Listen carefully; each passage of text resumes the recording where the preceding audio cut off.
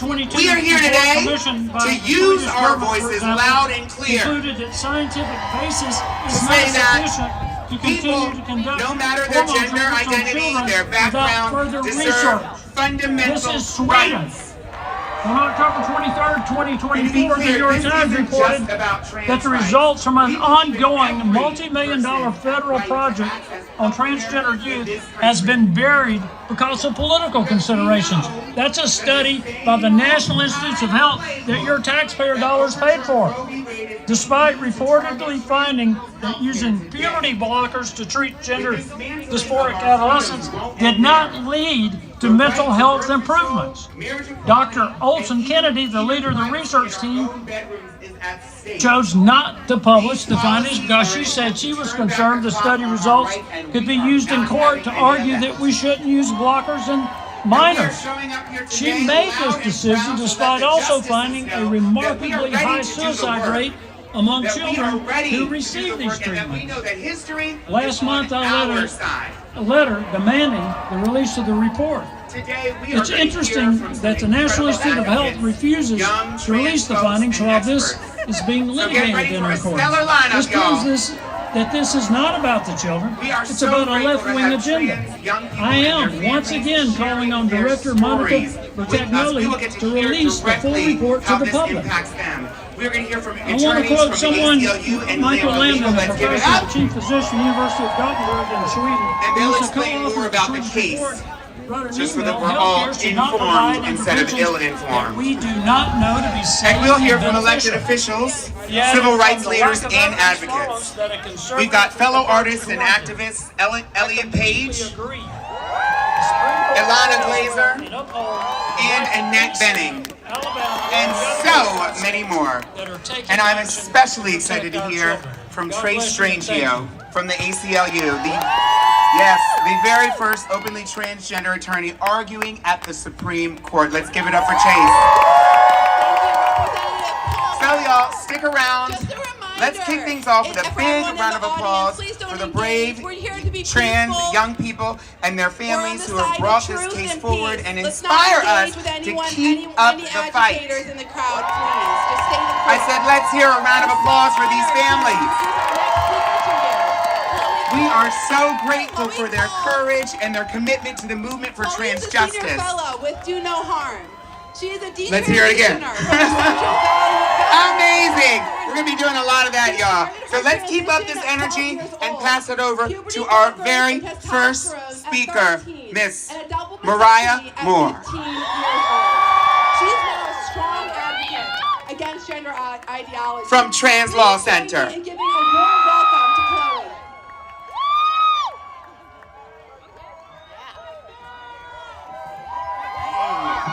All right. Let me hear you. Louder. Let's go. What's up? Let's do it. Louder. Yes. Oh my God. Thank you, Peppermint. That was amazing. My name is Mariah Moore. I'm from the Crescent City of New Orleans, Louisiana. A bunch of land of many tongues. Yes, I am the Director of Policy and Programs at Transgender Law Center, the Transgender Law Center that has been fighting for the freedom and the survival of trans folks everywhere for more than 2 decades. Okay? Give yourselves a round of applause. Give every activist here a round of applause. Give every person around the world fighting for the right to live and thrive in this moment. Under extreme circumstances. I'm standing here before you today as a person that has experienced so much in my life, but also who has thrived through it and is happy. Happy to sacrifice, yes. Happy to continue sacrificing my life, my image, and my story for the betterment of our community. Over a decade ago, I sat at Tulane University and I listened to Laverne Cox on her speaking tour, Ain't I a Woman? Right? And during her speech, I heard her talk about the importance of expressing the multitudes and the many intersections of the identities that she holds. She was a sister. She was a friend. She was an actress. And she wasn't just one thing. Neither are you. Neither am I. We are so many things. We are experts. We are lawyers. We are doctors. We are people who love each other. We make sacrifices. We pave the ground that we're standing on for future generations. Our ancestors built these buildings that are passing these laws that limit our freedoms.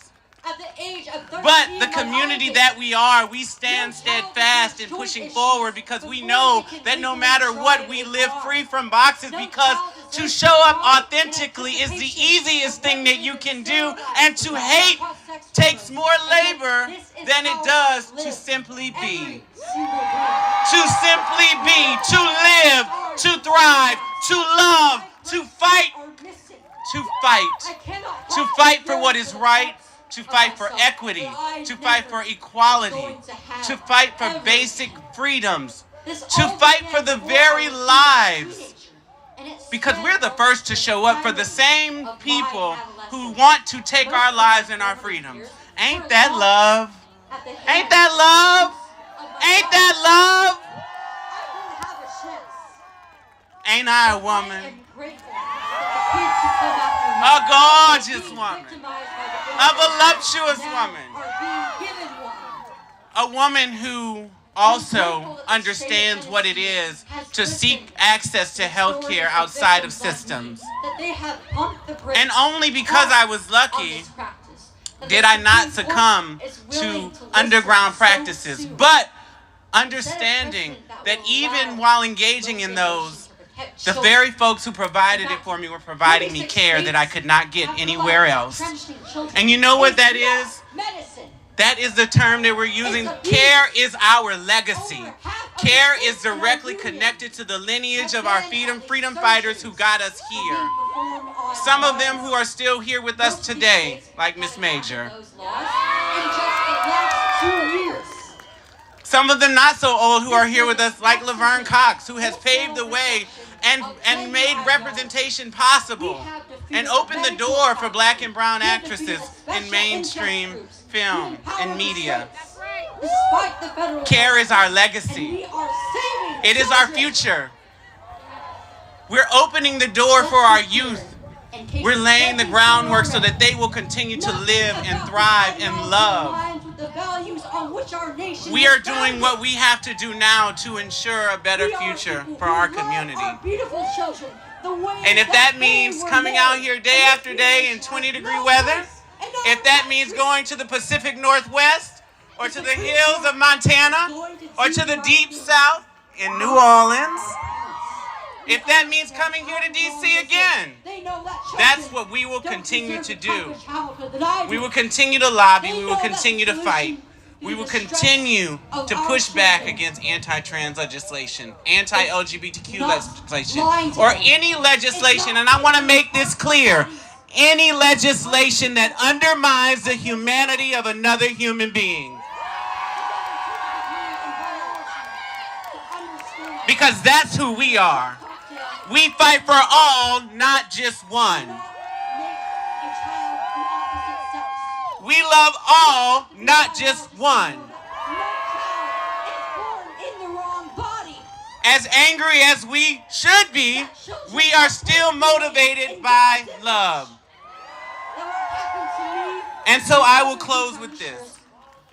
We are experiencing so many firsts right now. One that is also very terrifying for many. But this is a new beginning and a new opportunity for us to show up, show out, because guess what? Every action has a reaction, and we're the action, baby. Okay? So thank you very much. Thank you. Continue to thrive and live authentically, and do not let the actions of another human being make you change who you are or make you question your authenticity. I'm Mariah Moore. I am the Director of Policy and Programs at Transgender Law Center. Thank you for all being here, for sacrificing what you had to sacrifice to be here. Thank you so much. I love you. Love yourselves. Love others. And come visit me in NOLA, baby. To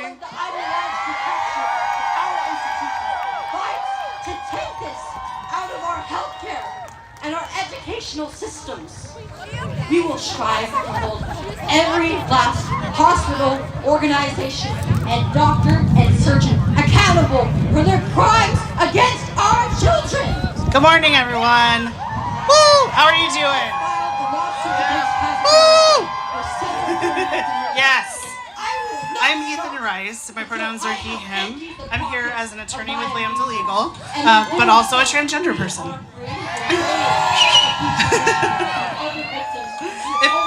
If you're wondering what Lambda Legal is, we are a national nonprofit legal organization that works to advance civil rights for LGBTQ plus people and everyone living with HIV. It's getting windy out here, guys. For over 50 years, we have fought for the rights of LGBTQ plus people in the courts. And we, along with our partners at the ACLU of Tennessee, and the law firm Aiken Gump, represent the plaintiffs in this case. Thank you. We are representing 3 incredible trans youth and their parents from Tennessee, including the Williams family and their daughter LW. And there is also a doctor that we are representing as a plaintiff fighting to continue providing gender-affirming medical care to her patients. Today is a pivotal moment in our queer and trans history. We are here to tell the Supreme Court that the U.S. Constitution protects all of us, including trans and non-binary people. I'm whistling myself, that's about it. The case being heard today is about the freedom of transgender youth to be themselves, the freedom of their parents to make healthcare decisions with them and their doctors free from discriminatory government interference. In the last 3 years, 26 states have passed similar laws to the Tennessee's ban on gender-affirming care for youth. These unconstitutional bans put our youth at risk by denying them medically necessary and potentially life-saving medical care. Put it louder. Okay.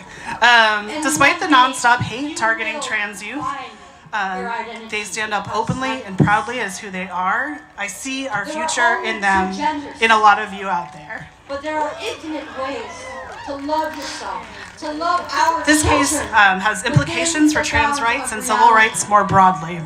What's at stake here is the freedom to control our own bodies, the freedom to control our own bodies, the freedom to determine our own futures. Let's be clear, politicians shouldn't be making decisions about our bodies or our health care.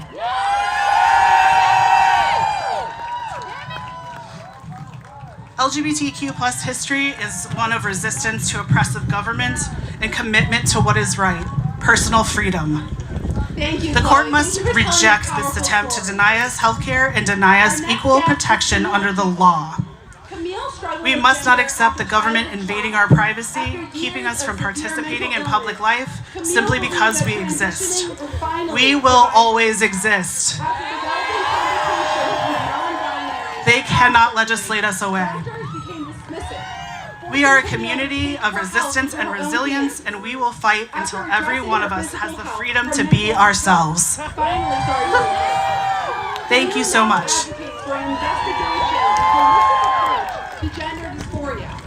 She founded Trans Health, a nonprofit.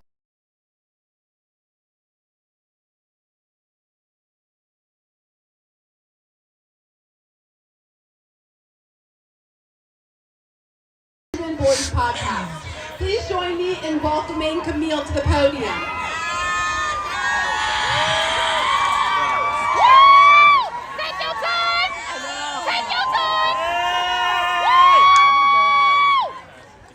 Let my voice first be an address to those who gawk from afar with prejudice, popped corn, and satin underwear. Hear me fiercely, 'cause even in this cold-ass weather, I don't shake when I speak. You can bash and boo, but we will live on. No pen, no paper, and certainly no person could erase our existence. Many of you will deny what is right in front of you. You see autonomy and deem it danger. You come across choice and call it concerning, crazy even. You must know our opportunities and options are not your obstacles. So the fact that you are willing to compromise millions of lives, families, and futures that have nothing to do with you, it is egregious. It is egregious. It's hateful. It's hateful. It's hateful, and you say it's holy. You say it's holy. You are not pious for punishing innocent lives. You are pompous. Your desperate attempts to damage your neighbor does not make you devout. No, it is clear you are devoid, lacking in what it means to lead with love.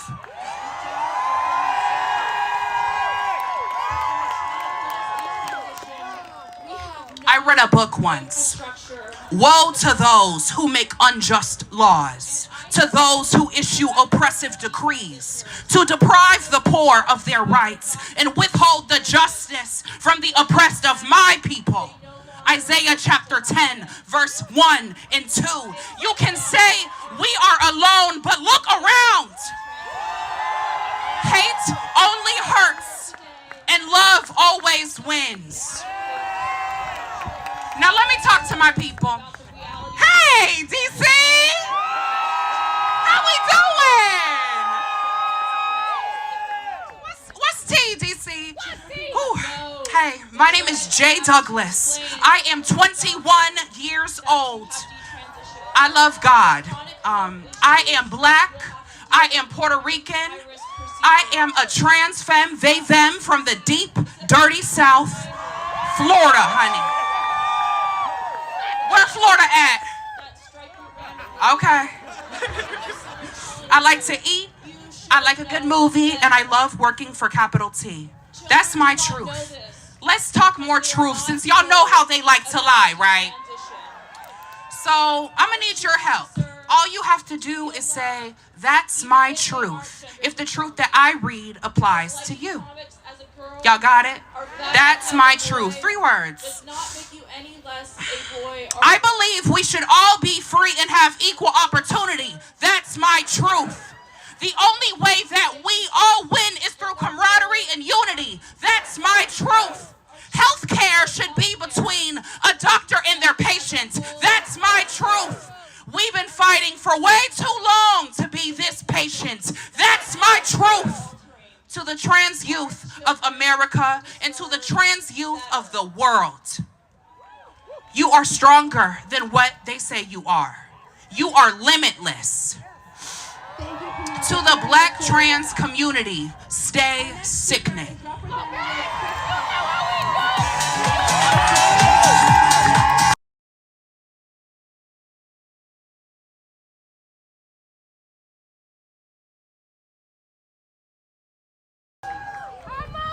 Chris and his wife, Melissa, have been married for over 34 years. Greetings, family. I can't hear you. Woo! It ain't cold out here. I'm fired up. I am Mother's sister. She, her, hers, and queen are my pronouns. I am so proud to be here on the Supreme Court steps with you. I love y'all. You know, I have many titles, including educator and entrepreneur. But let me tell you, the title that is so very important. I am a mother. Hold up. I'm not just any mother. I am blessed to be the mother of a human being that happens to be transgender. So let me go on a little bit more about why this is so special. This sister, this woman in front of you right now, y'all can't outspeak me, okay? I chose to give birth to an amazing child without anybody telling me I couldn't, without any interventions, because I control this body. Y'all don't. And just like I choose about my body, like I know what is best, My child deserves the same bodily autonomy. Too many people continue to spread the lie that they are about all of our children, that they know what's best for us. Let's uncover the lie, because the truth is those people, they only care about children who are slave to the binary. They're not about our youth, our children who know themselves and should receive the same health care that they want for their children. I don't hear y'all. We gotta be louder than that.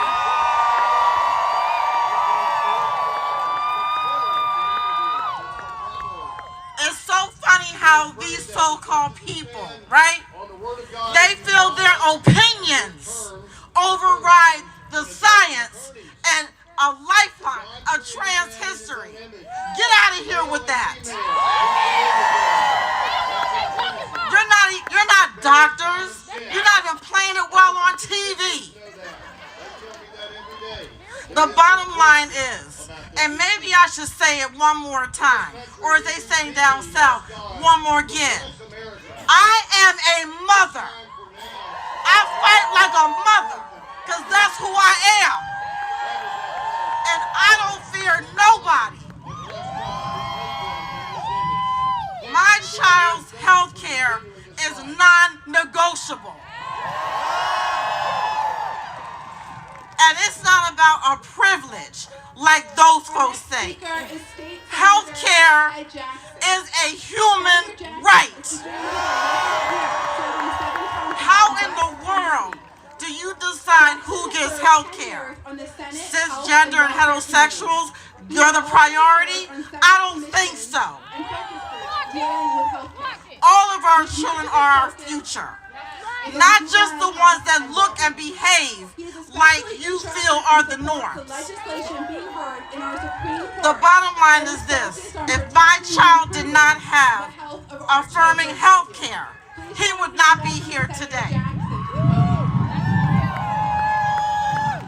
So I am thankful forever for my doctors who affirmed my child, who made sure that they lived another day and did not bow down to these ignoramuses, okay, who decide things on fiction and fear.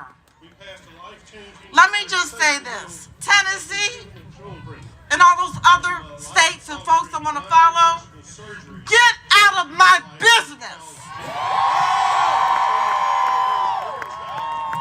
No party, no politician, no person, no system is going to get in the way of my child looking in the mirror and smiling at themselves. You're not going to get in the way of my child having the freedoms to be their best selves and living their best life.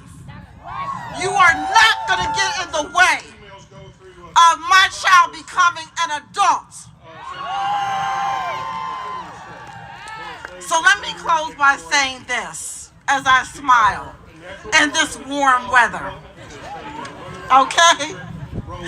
I'm not going to answer to these lowly politicians and these ignorant people making policies to punish us for doing what we are supposed to do for our children. I do what is best for my trans child. I don't answer to you. So politicians and judges, your opinions don't matter about my child. It ain't none of your business. It ain't about you, it never was. We're not going anywhere, are we? So, get out of our way. Y'all over there, get out of our way. Mind your own business. Because until you do right by our youth, we ain't shutting up.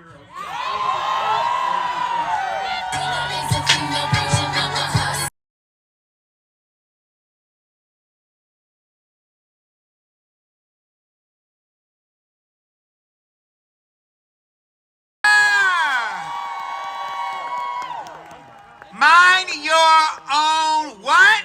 Business. Mind your own what? Business. Mind your own what? Business. That is right, y'all. How you doing? You doing all right?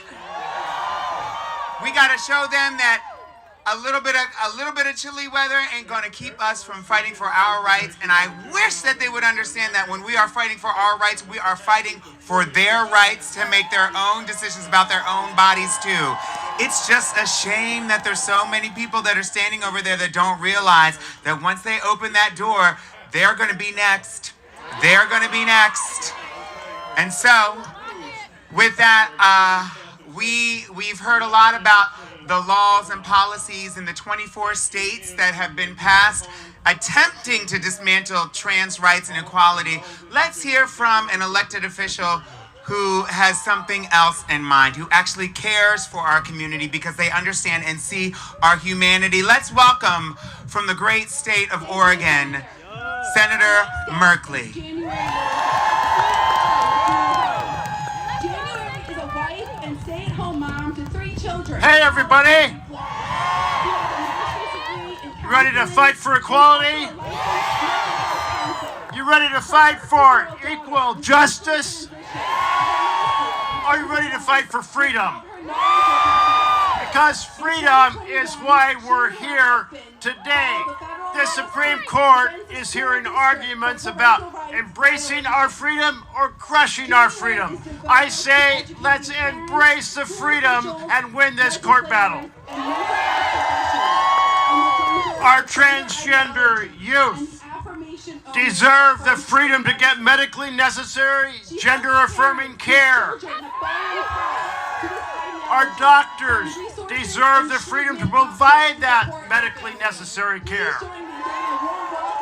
All Americans should have the freedom to make medical decisions in the privacy of their doctor's office without politicians trying to dictate to them. This is an important case. Governor of Tennessee signed Senate Bill number 1. Senate Bill number 1, they said their top priority wasn't better housing or affordable home ownership. Their top priority wasn't better education for their kids or full employment and better jobs.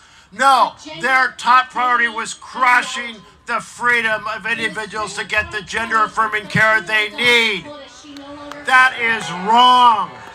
That is morally wrong. You know, it violates the Hippocratic Oath. You know, we've all heard about that. It goes back to ancient Greece. Do no harm. Well, Supreme Court, I want you to hear us today. Do no harm to our transgender youth. You know, so many groups have weighed in on this that are medical groups.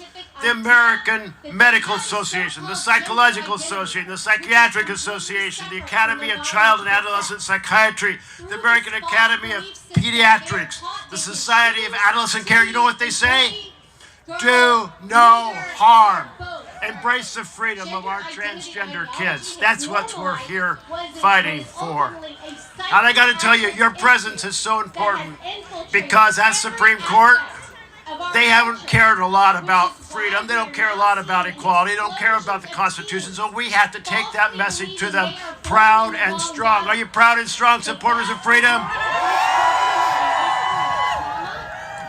As the author of the Equality Act, I've been fighting for this vision of equality for a long time. How about we pass the Equality Act and set that standard across the country?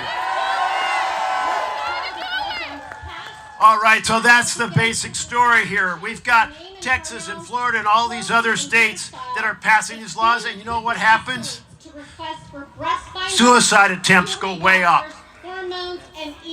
It's real harm. This isn't just some created fiction. It goes up by 72%.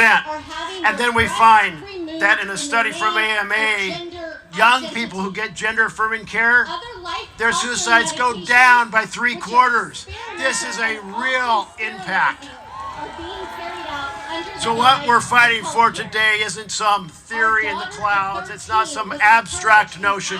This is real medical care for our very real children. Let's stand with the children. Let's stand with our youth. Let's stand with our transgender youth. That's where I'm standing. That's where you're standing. Let's keep fighting for their freedom. Thank you very much.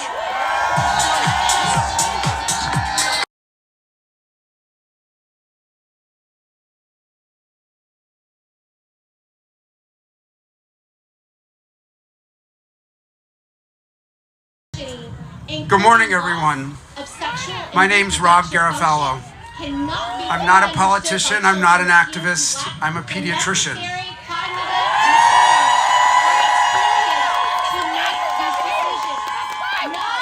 I'm the chief of the Division of Adolescent and Young Adult Medicine at the Ann and Robert H. Lurie Children's Hospital of Chicago. I'm a professor in the Department of Pediatrics at Northwestern University's Feinberg School of Medicine, and I'm the editor-in-chief of the journal Transgender Health. I stand here today in solidarity with my colleagues around the country as a pediatrician with over 20 years of clinical experience providing care to gender-diverse children, transgender adolescents, and their families. I can tell you from that experience that beyond a shadow of a doubt, for these children and families, access to care matters and it saves lives. The overwhelming predominance of scientific research confirms that being transgender is not a phase, it's not an affectation, it's a natural expression of the human condition. And gender dysphoria is a serious medical condition that affects thousands of children and adolescents in the US and around the world. We are here today because healthcare providers should be able to continue to provide medical care based on the best available science and without discrimination based on sexual orientation or gender identity. The medical care banned in Tennessee and far too many other states, including the use of puberty-suppressing and gender-affirming hormones when appropriate, has been deemed best practice and a medical necessity by every reputable medical professional organization in this country, including the American Medical Association, the American Academy of Pediatrics, and the American Academy of Child and Adolescent Psychiatry. This care and these treatments have been well studied and are well supported by scores of scientific research that has been conducted here in the United States and around the world. Research that has shown that such care reduces stress, emotional distress, improves well-being, and reduces the risk of suicide. To apply blanket restrictions on this care has real-world consequences, and it threatens the health of children, adolescents, and their families.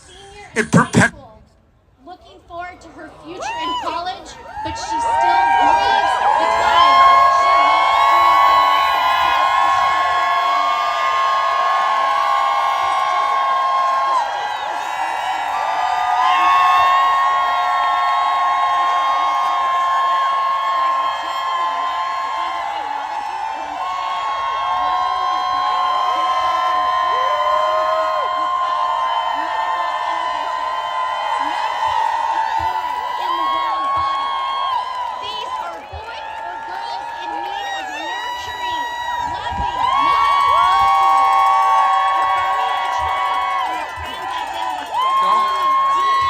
Okay, I'm back.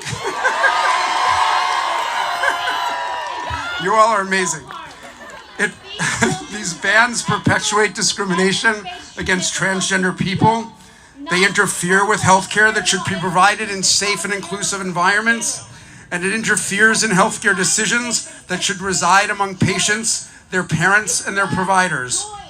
We are seeing patients and families every day present with crippling fears, added stress, and anxiety as they desperately try to locate care where it remains legal to do so.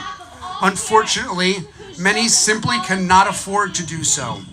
And medical providers, we know the real and unacceptable costs to untreated gender dysphoria, including the potential for severe emotional and psychological distress and harm. The truth is, young people need acceptance and support to live their best authentic lives. Transgender children and adolescents deserve health care that is grounded in compassion, science and principles of public health and human rights. They must not be denied life-saving medical care. Their lives depend on it. Thank you so much.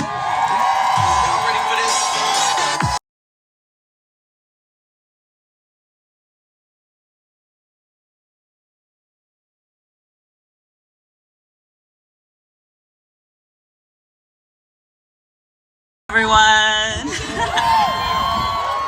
All right, so we're gonna talk about trans immigration real quick. My name is Sol, and this is my sister Isla.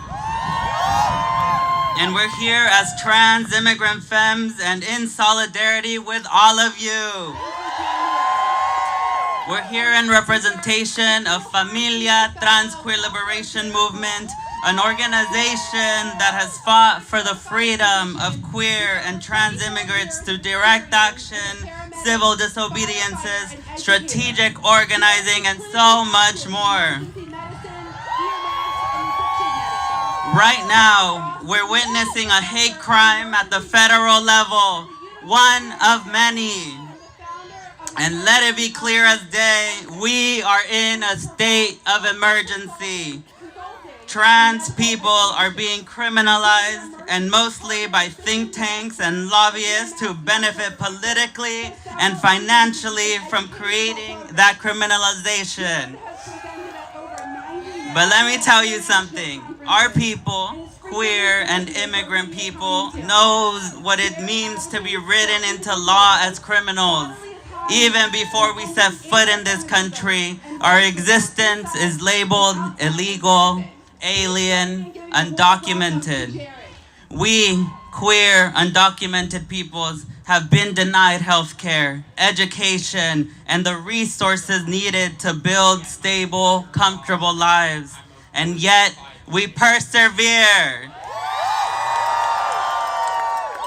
In order to survive, we have created communities of care and knowledge, and we have resisted in the face of every barrier and border that they create. Just a couple of weeks ago, I had the opportunity to be in Florida with elders who migrated from all over Central and Latin America. Many have never been able to return due to inhumane U.S. immigration law.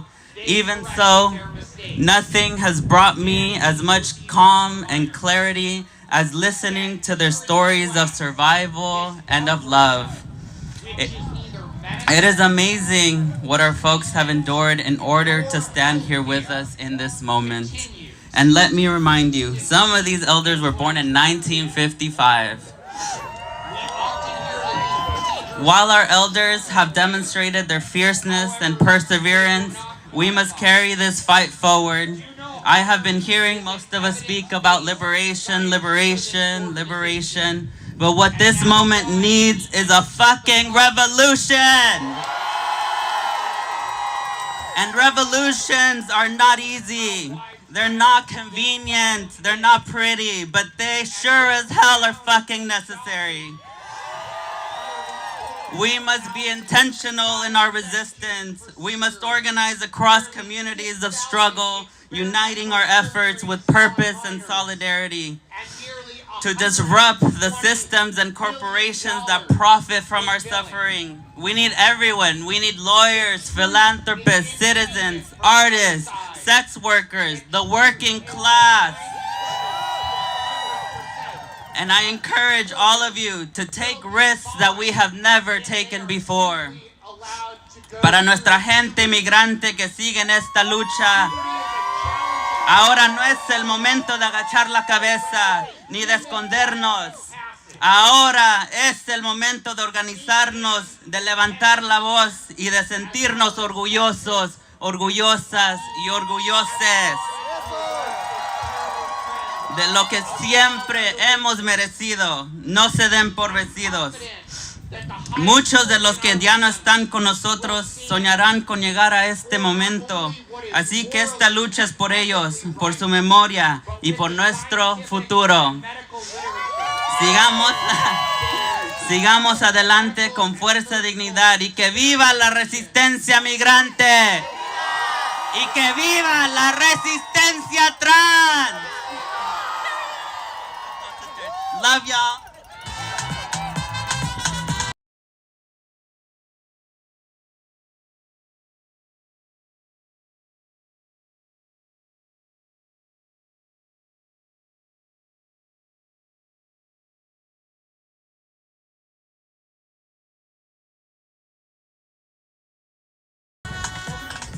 I was born in this town 70 years ago, and I'm still here.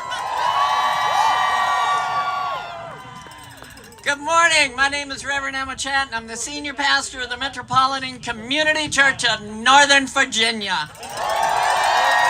And I am here with Chris McCormick. She is a board member of the Transgender Education Association, and she is one tough mother.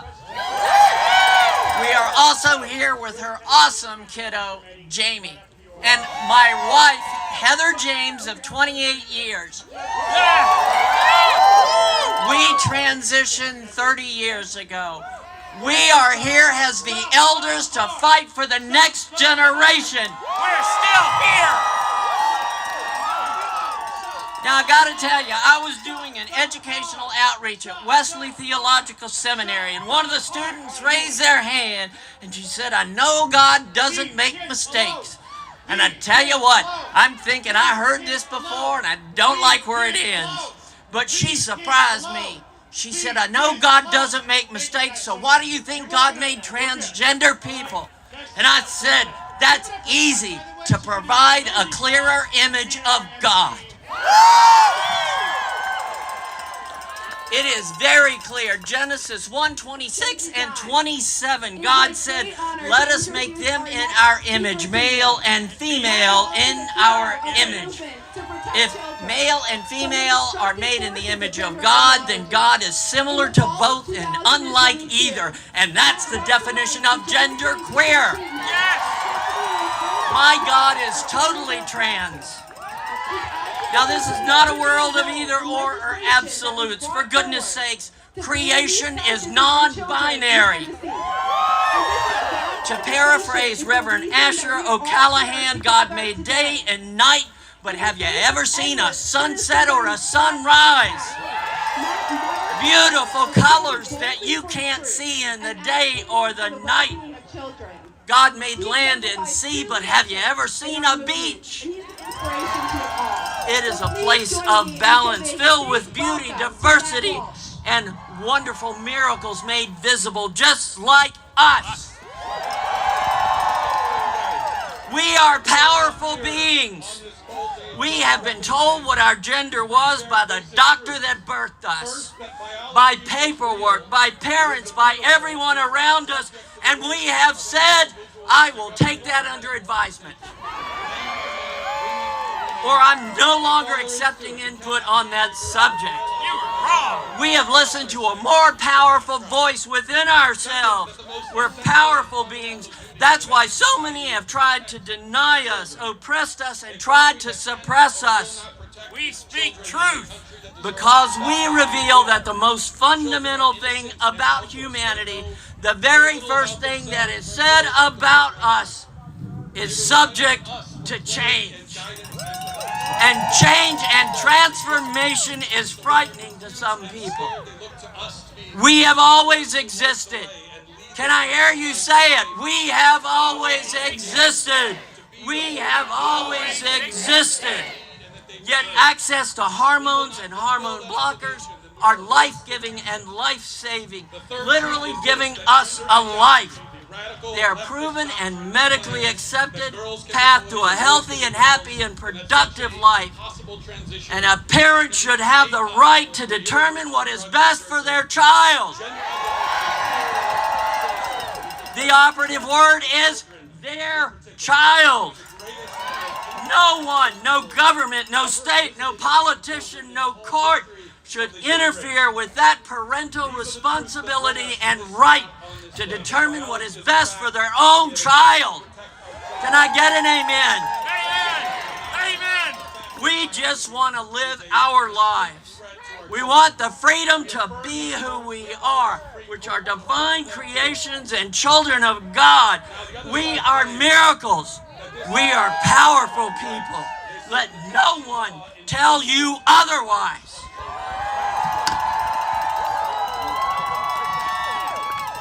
A little party never killed.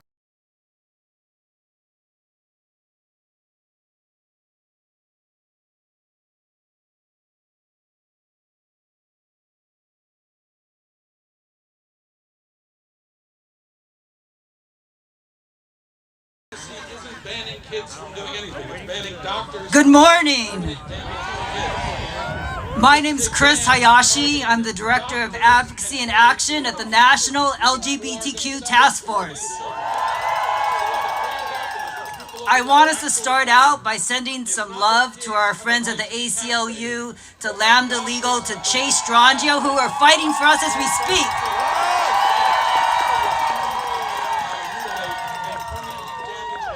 The National LGBTQ Task Force has been in the fight for over 50 years.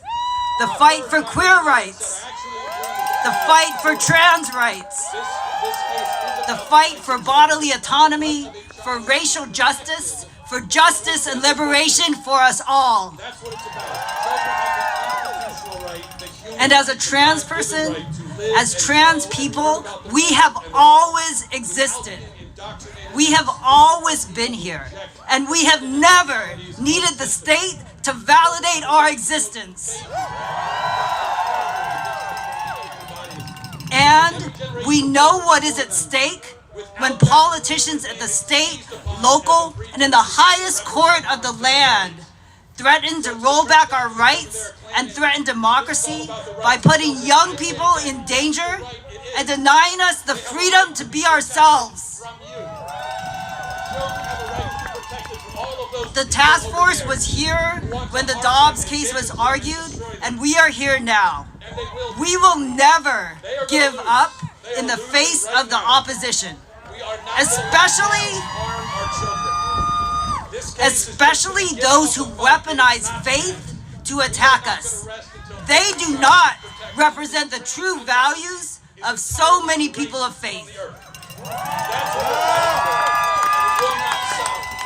And I am honored to introduce longtime leader and friend, Bishop Tanya Rawls from the Freedom Center for Social Justice in North Carolina. Good morning. As Chris said, I am Bishop Tanya Rawls, and I'm founder and executive director of the Freedom Center for Social Justice and pastor emeritus of Sacred Souls United Church of Christ. I want to open my remarks first by stating that I am here because I believe that parents, guardians, and physicians are the best ones to make decisions about their child's care, not states, politicians, and certainly not courts. I also want to open with an apology. As a cleric, I apologize for all the times you were led to believe that some part of the way you look, live, love, and authentically were created to be was not pleasing or acceptable to the God who created you so wonderfully and marvelously. You are a beautiful creation of God, and I'm standing here saying you are that and worth fighting for.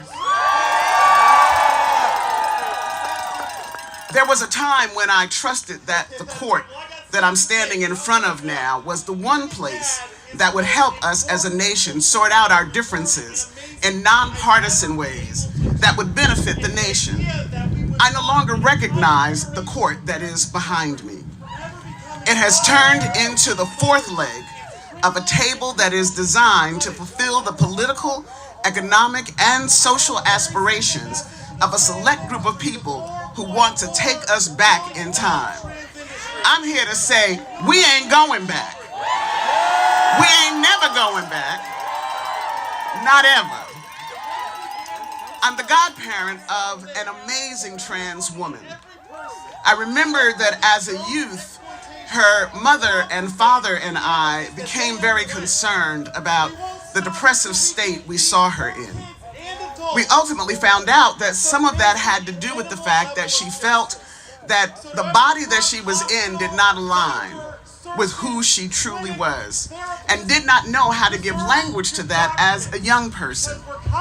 When I heard that, I knew that there was no place in the South that we could go, because this was in 2000, to get the help we needed. And as the mother said earlier, I wanted to make sure that my child lived. Amen, somebody. It's an occupational hazard. The thing is, though, I took her where I knew we could get help. So we flew to LA to talk to some trans women that I trusted and that I knew. And it was at that trip for the first time that I heard a voice I had never heard before and a name I had never heard spoken. I heard Danielle. And something about that name melted my heart, because I knew that my child had found home. She found home. And so when I heard that voice, I knew that this would be some of my fight. And since have done work as an ally, but also realizing that we need to be sure that we don't just stand here, but that we go back to our states, back to our cities, and that we understand that the fight isn't here alone. The fight is at every courthouse across the country. The fight is for every group that is daring to suggest that somehow trans folk are not entitled to the same benefits as every other person in our country. Today, we must stand for justice.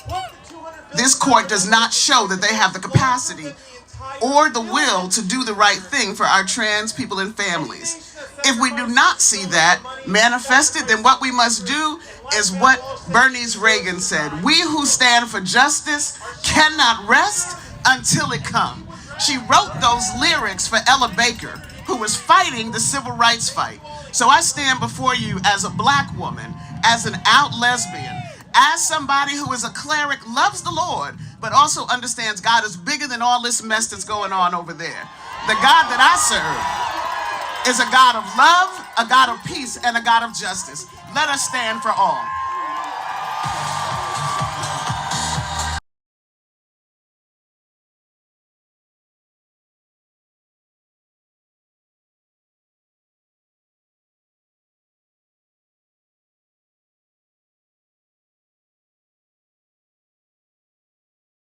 This crowd is beautiful. I'm Fatima Goss-Graves. I am president of the National Women's Law Center. So I'm here today as the leader of an organization that fights unapologetically for gender justice. I'm here today as a lawyer. And I am here today as a mother who cannot believe that we are once again standing in front of this Supreme Court as it debates inside whether or not discrimination based on sex is okay. Thank goodness for ACLU. Thank goodness for Lambda Legal. Thank goodness for Chase Strangio. Because I know that inside they are trying to tell this court what has long been true. The 14th Amendment has long said that under the Equal Protection Clause, you can't discriminate based on sex. And that isn't equal protection for everyone except for trans folks. You can't discriminate based on sex. And it is heartbreaking to hear about the family at the center of this case. All they want is for their kid to be able to be themselves, to be able to hang out with their friends, to go to school safely, to do all the things that teens in this country like to do. Denying trans youth access to health care simply because of their sex, when such medical care is regularly guaranteed to other cisgender patients, that is sex discrimination. But it is also another example of the wild and weird hyper-focus that extremists in this country have on restricting the lives of people who don't conform to their narrow ideas, their narrow stereotypes. So, listen, the lower court was wrong when it determined that the Tennessee law was okay. But I want you all to know, to get to that decision, they had to contort themselves. They had to throw out a lot of case law dealing with how we treat sex-based decisions in this country, full stop. And they also had to send a lot of dangerous messages around how we think about trans folks that we now have to go around debunking. So here goes. You've heard it already, and I'm gonna say it again because we have to keep debunking it again. So 1, hormone therapy is safe. Studies have confirmed it. I mean, I say this as someone who's approaching that period of time where we're thinking about it a lot. It's also life-saving for transgender adolescents. We know that studies have found that it means that young people do better in school, have stronger relationships with their parents and peers when their gender is recognized and supported. We also have seen what happens when we leave healthcare decisions up to political extremists in this country. It does not serve families. Across this country, extremists are banning healthcare for transgender people at the same time that they have been banning abortion care. This assault is coordinated. It threatens our safety. It threatens our ability to control our lives. It threatens our ability to determine our futures. They are not interested in our health. They are not interested in the well-being of young people. They are not interested in supporting families. What they are interested in is riling up their political base and controlling our lives. So I'm just going to leave you with this. Enough is enough. You may have been wondering what it is that you might do. Well, I'm going to give you a couple of things today, because not all of us could be inside that court. First, you can raise your voice today in support of this family, in support of young people across this country who deserve to control their lives, their bodies, and their futures. But I cannot leave this podium without also reminding you exactly that there is still time to do something about judges around this country. This is the sort of case that reminds us that we need a federal bench that will stop this chaos. We need judges with different perspectives and different experiences who understand the impacts of these decisions on our actual lives. And in the final days of this Biden presidency, we need President Biden and we need the Senate to work to confirm every single judge that is waiting. This terrible Sixth Circuit decision is just the latest reminder that we cannot afford to have judges who will not follow the law. Thank you.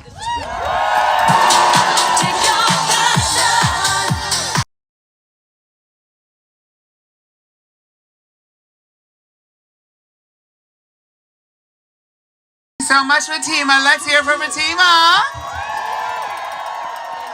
Okay, community, where are you at? LGBTQIA community, where you at? Fatima said enough is enough. Enough is? Enough is? Enough is? That's right, y'all. Listen, one of the things that I find really interesting about our community, the LGBTQ plus community, is that we are, I would imagine, one of the, if not the, most intersectional communities that exist. That means we are in every race, every religion, every gender, every nationality, every sexuality, every single body type, every single type of human being that exists. LGBTQ plus people exist in those identities as well. Which means we are over in that group too. They might not want to admit it, but we're there. It also means that our community spreads across this globe like no other. We are connected with queer people that we've never even met. We are connected with trans people that we've never even met. We are connected with all types of people that we have never even met, which is why our story resonates so much, which is why we are on the mouths and lips of every single person trying to make laws and trying to pass policies about who we are. But the problem is they are not including who we are. And so right now, what I want to see is the community right now, because we have a long history. We have a long history of persevering and overcoming and triumphing, even when we're not on the books, even when there aren't laws that recognize, when there haven't been historically laws that have recognized who we are. We've been there the entire time, and we are here right now. Let's make some noise for community. I want you to get to, chances are you've come across this country from somewhere, you probably rode a bus from somewhere, and you do not know who you're standing next to. So I want you to look to the person to your left and introduce, well, you know, no,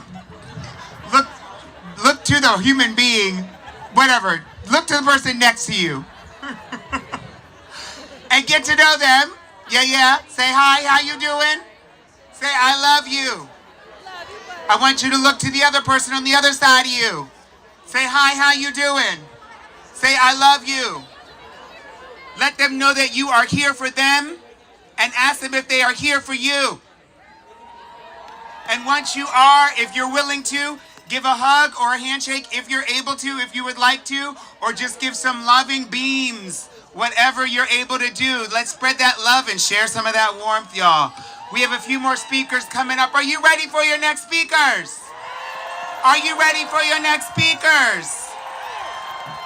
We hear a lot about trans youth. We hear a lot about schools, and we hear a lot about education. And like I said, we're already there. And I have to tell you, when I was a young queer person coming up in school, I wish that I would have had access to the type of community that I'm seeing right here on these steps. I wish that we didn't even have a GSA in my school. And so when the first time I heard that there was a bisexual person in high school, other than me, who was obviously out and queer, I went roaming the halls looking for like the bisexual person that was the rumored to be at the school. And we've come so far. Right now we have an opportunity for people to be able to identify with each other and figure it out together. And we have some people that are helping with that work from Transformative Schools. Please give it up for the founders, Ro Pena, and board member Rabbi Abby Stein.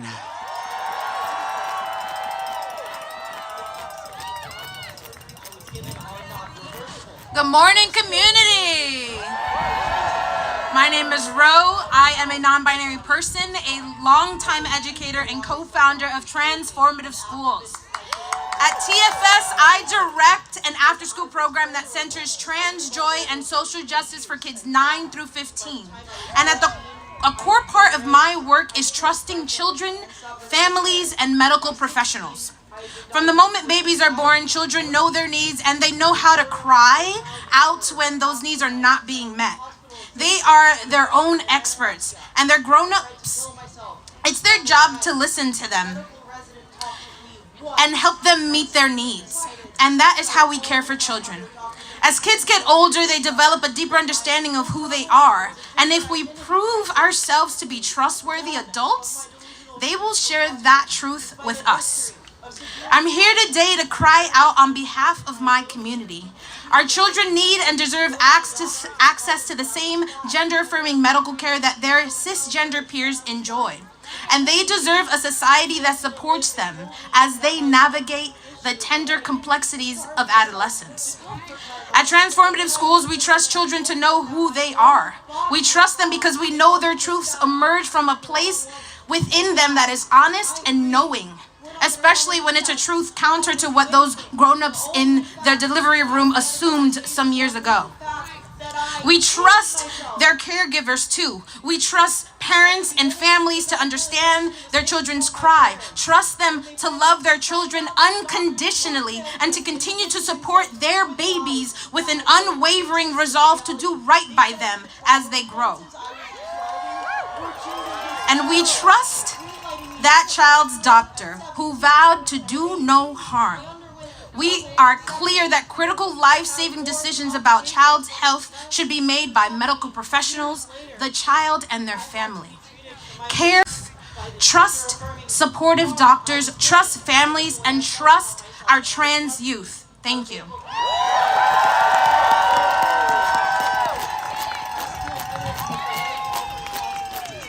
Thank you, Ro. This is transformative schools that I have gotten to know being on the board over the past year. It's truly life-saving and something that I know would have saved me so much pain had we been around when I was a child. My name is Avi Stein. I'm a rabbi. I'm a board member of Transformative Schools. And most importantly today, I am an out and proud trans person. I mentioned earlier I'm a rabbi, so I can't help myself. Bear with me for a second. The first moment we get introduced to humanity, our Torah, our Bible tells us, "Vayivra Elohim et ha'adam b'tzalmo." God created people in their image. Before, that verse is very complicated, but before we even get to male and female, the most important part is we are all as people, regardless of our gender. We are the image of God, and when you attack us, you attack creation, you attack the existence of the universe. When we are introduced in the Bible to judges, we are told that they need to judge people justly. I have one message to the illegitimate people in this building. If you dare to harm our children, if you dare to rule unjust, it will be our moral, our religious, and our spiritual responsibility to disobey.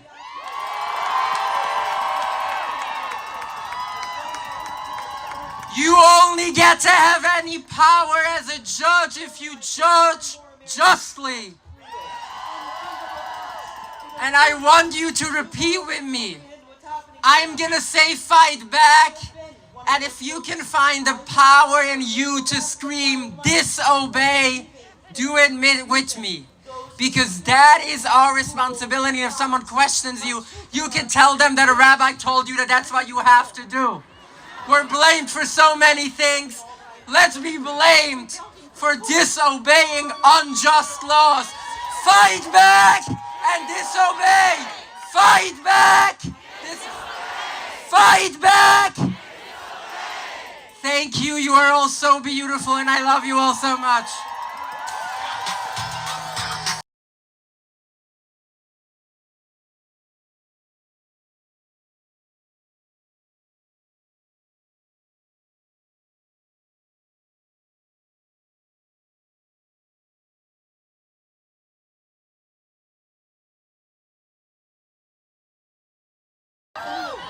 My name is Edith Guffey. My pronouns are she, her. I am a mother, a grandmother, and a person of faith. And I am the first African American woman to serve as the chair of PFLAG National, the largest organization in the fight for LGBTQ plus people and families. I have a trans child, now an adult. But really, the fight that brings us here today belongs to all parents. The right to make medical decisions about our children belongs to parents and families working closely with their health providers, not the courts. And PFLAG is in this fight with families. So when Missouri, North Carolina, and Texas banned parents from getting medically necessary care for their children, PFLAG took those states to court. We're represented by Lambda Legal, the ACLU, and Transgender Law Center. I'm a Christian. My gender diverse child grew up in a loving and affirming faith community. I served as a faith leader in the denomination for over 30 years. Some use God as justification for their hate. But I remind us all that God is love. And I remind us of that commandment that we love one another. Now, what does love look like to some people? But to us, what does love look like? To me, it looks like all of us here standing together. I am insulted by those who use God and weaponize God to attack our transgender youth and children. And as a Black woman, the use of our transgender kids and community as easy political targets, sometimes, somehow, that feels strangely familiar. And I am tired of the same old divisive games. For over 50 years, PFLAG has been leading with love. We have fought these fights for freedom before, and we have won. Now, even when the road is long and the battle hard, even when we had people that didn't support us, we won. And we will again. Because in the end, we know that love wins. So to every transgender person and family who needs to hear it, PFLAG loves and affirms you for who you are, just as you are.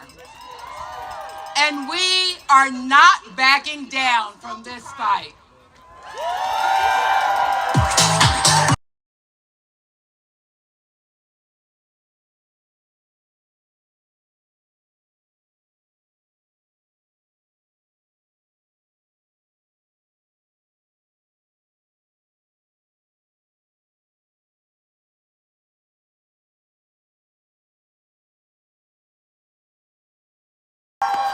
And I'm an attorney with a really bad attitude. And the reason I've got a bad attitude is listening to these folks here and the legislators who back them, who are cisgender people with the ultimate, it may be your body, but it's going to be their choice. Hell no.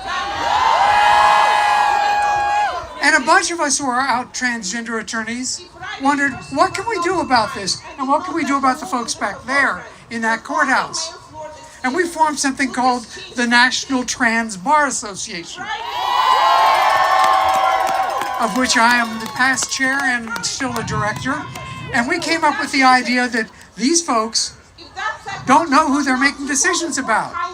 They didn't know when they decided Bostock and R.G. Harris that there were actually transgender attorneys in the room there litigating that case.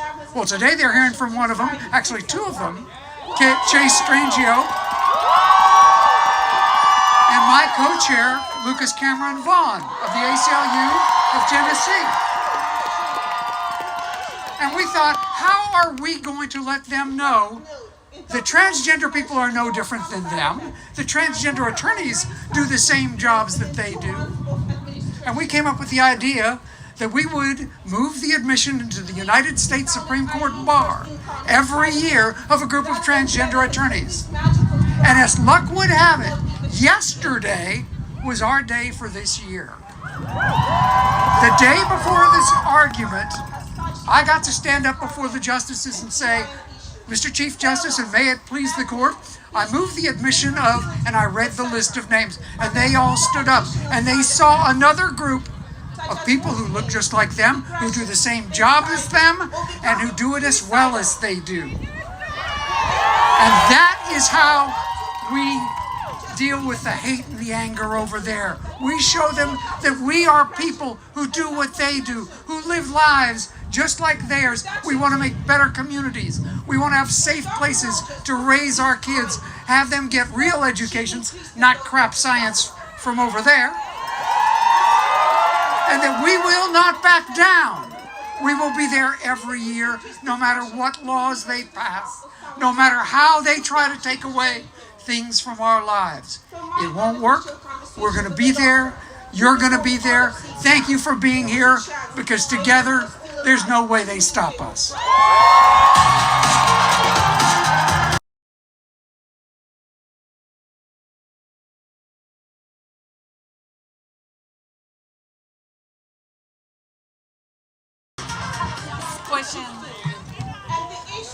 My name is Shauna Jones, and I'm proud to stand here today representing the over 11,000 mothers of LGBTQ+ kids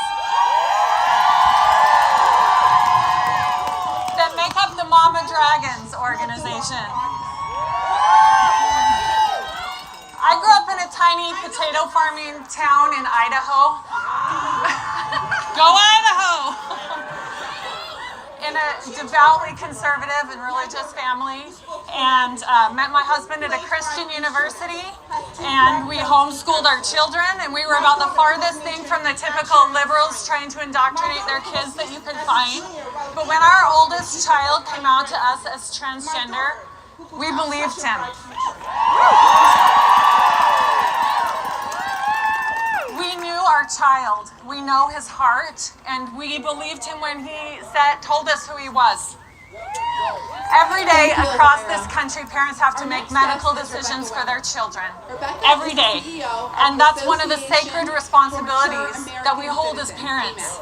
We have another child who had childhood cancer, and we treated him with chemotherapy and radiation as a toddler because those treatments were backed by data and studies and survival rates that supported using them.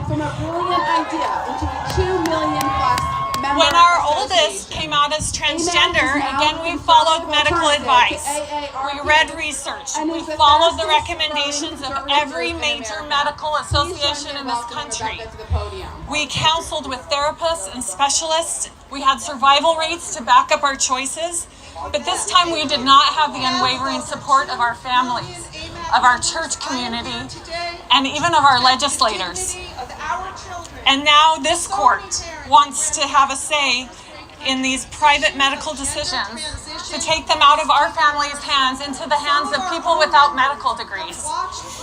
Just as much as we do not regret treating our middle child with chemotherapy and radiation because it saved his life.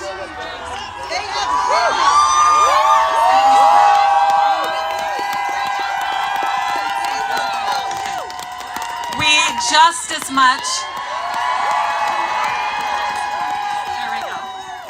just as much as we don't regret treating our middle child with chemotherapy and radiation because it saved his life, we also do not regret treating our oldest child with gender-affirming care because it saved his life.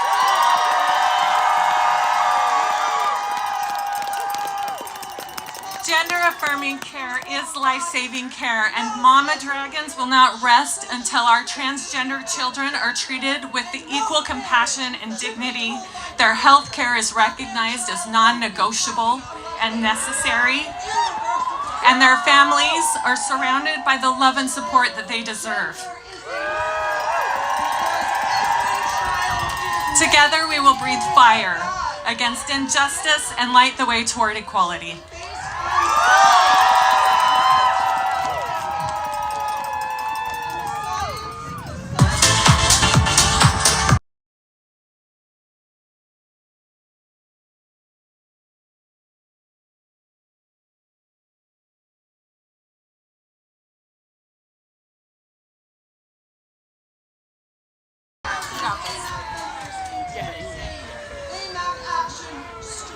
My name is Gabriel Arkless. I'm here with my colleagues Ash Lazarus Orr and Nikki Mia, and we're from Advocates for Trans Equality.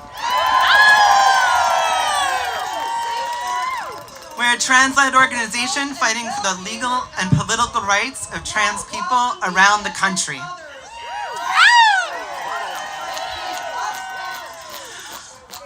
I want to talk to y'all today about Frances Thompson. She was a Black disabled woman who lived in Tennessee at the end of the 19th century.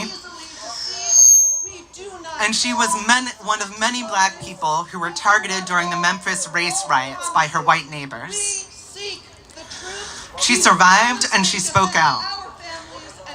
She came to Washington and she testified before Congress about her experiences. For a lot of us, it's hard to talk about our experiences of sexual violence, even to a friend, but she spoke to Congress, and she did it as a part of an effort to change the Constitution to make it so government could not target Black people or members of other subordinated groups anymore. And she won. It was partly because of her testimony that we even have a 14th Amendment guaranteeing us the equal protection of the laws that they're arguing over in that court right now. Now, years later, she got arrested, probably for being disabled, poor, and Black in public, and they decided to examine her because they were curious about her disability. And they learned that she was trans, and she got fined. All right, good morning, everyone. My name is Chris. When she couldn't pay the fine, they put her in jail. The LGBT Courage Coalition. And that means that part of the reason we have a constitution that guarantees us equality is because a trans woman fought for it back in the 1800s.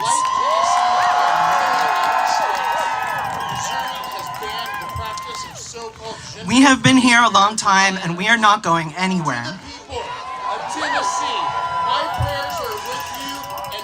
When I was inside that court for Bostock, a lot of people told us that we couldn't win, but we won. Whatever they do in that court, I believe that we are going to win because we have each other. Because we are going to keep fighting, we are going to keep loving, we are going to keep caring for each other and showing up for each other. We will be on Capitol Hill, we will be in the courts, we will be in the state houses, and we will be on the streets. We will build trans power, we will defend trans freedom, and we will advocate for trans equality. We've had the privilege of representing a few of the many of us who have benefited from hormones. In briefs explaining to this court and other courts around the country just how much this care means to us and how it allows us to survive and thrive.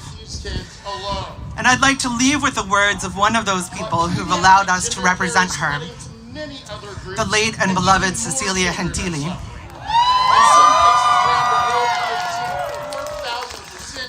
She said, transgender youth know who they are and they know what they need. Our job is to listen to them. Thank you.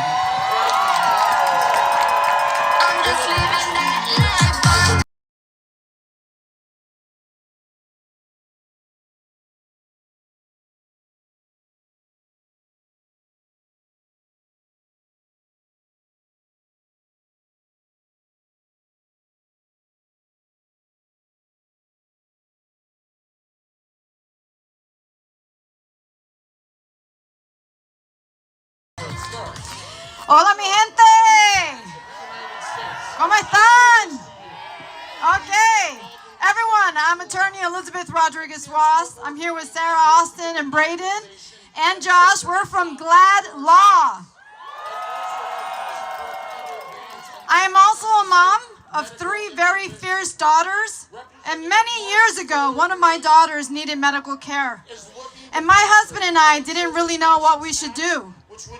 We were scared, and we needed information to help our daughter. She was 12. So we turned to those who have experience and training and people we trusted. Our pediatrician, a therapist, a psychiatrist, many specialists. We met with a team of experts, all trained, experienced medical providers, who along with my family, helped my family make medical decisions that were necessary for our daughter. Laws that ban medical care for transgender youth take away the family's ability to ensure that their child can receive the care that they need.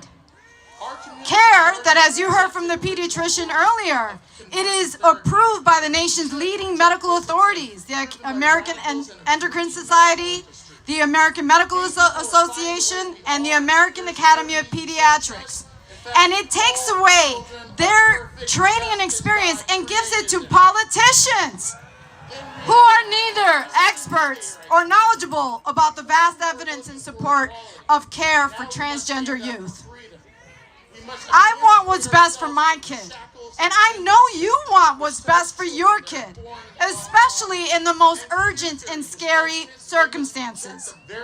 Can you imagine going to the experts in the field of medical care and being told by that expert, who's a trained professional, that the medication that you need, this medication that is safe and available to all other kids, is not going to be given to you because the government prohibits it from being given to you, to your family, to your kids?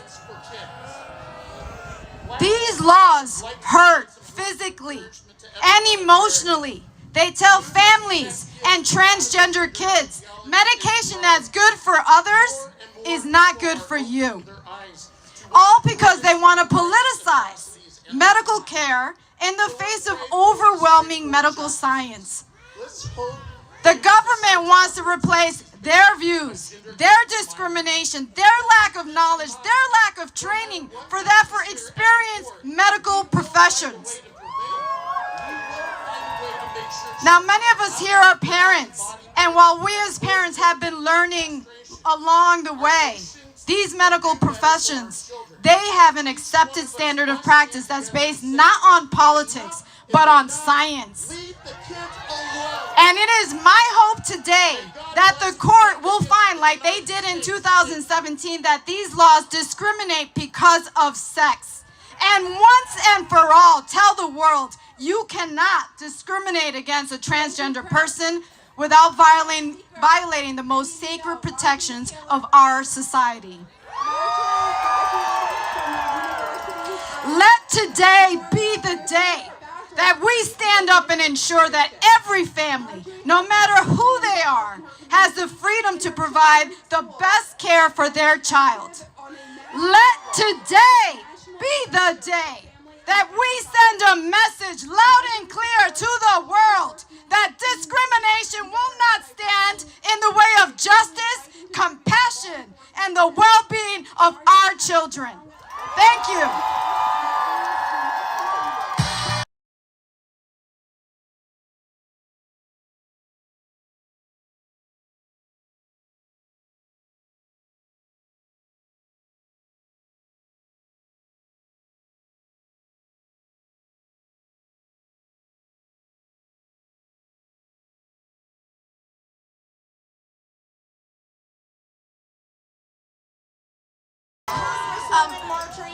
Hello and good morning to everyone.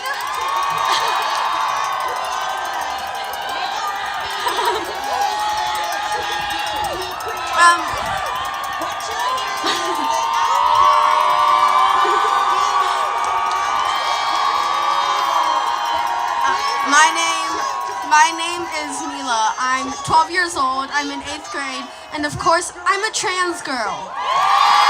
Now,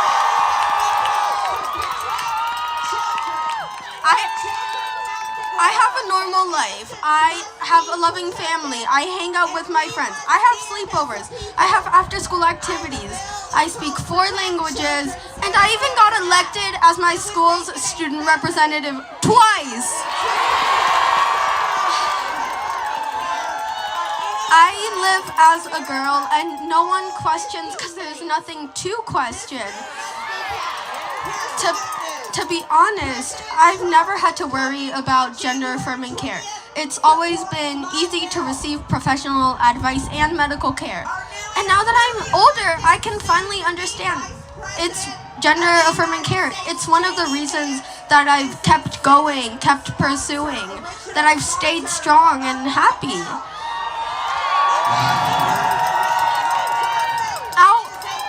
Now suddenly, out of nowhere, I'm hearing states are banning gender-affirming healthcare. I can't even tell you how my life would be without it. I mean, when I think of possibilities like that, I just get this overwhelming amount of sadness, fear, and anger.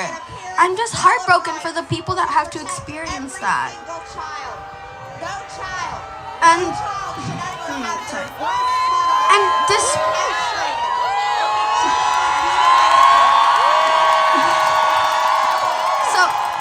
despite me having a normal life, it's wild that people think that trans kids are just a danger to society. How did they get that? I mean, and on top of all of that, whenever I go to big events, I'm a kid. Not no one, but people won't really take me seriously. And I find that frustrating, but you know what? In spite of all of that, I'm standing right here in front of the Supreme Court because I have the guts to make change, to do what's right, to make things better.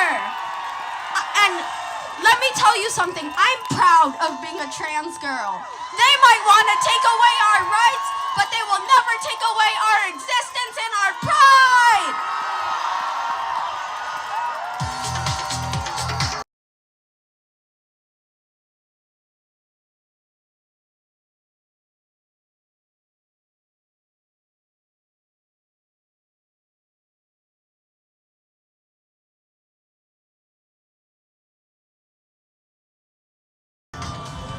Grace and peace to you, beloved trans, non-binary, gender non-conforming, and two-spirit community.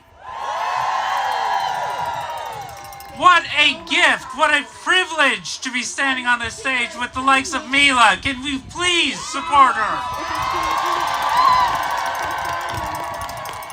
My name is Jenny Alexander Allen, and I am a gender-fluid trans femme. My pronouns are they and she.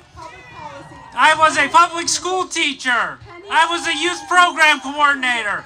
And I am a minister and public theologian. And I am here to speak truth to power today. Can I get an amen? Now you may have heard it said that trans youth don't exist. We exist. As someone who was a trans youth, who grew up to be a trans adult, and went on to work with trans youth, I can tell you we exist.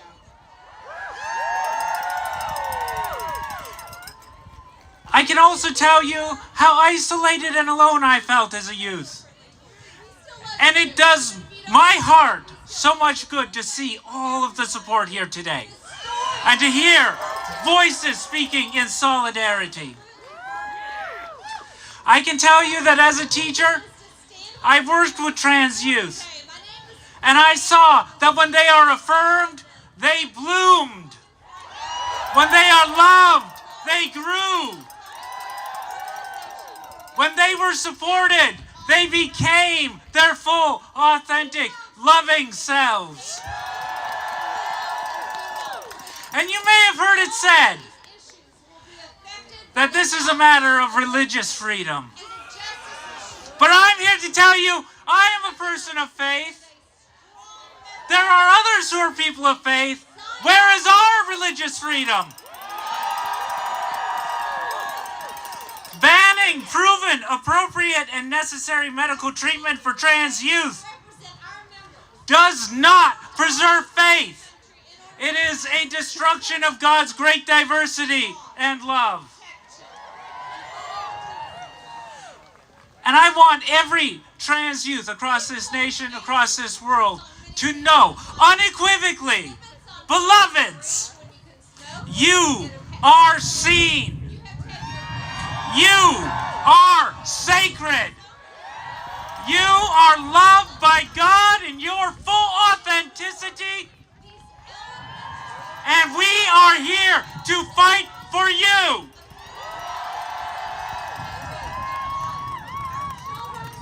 Just like the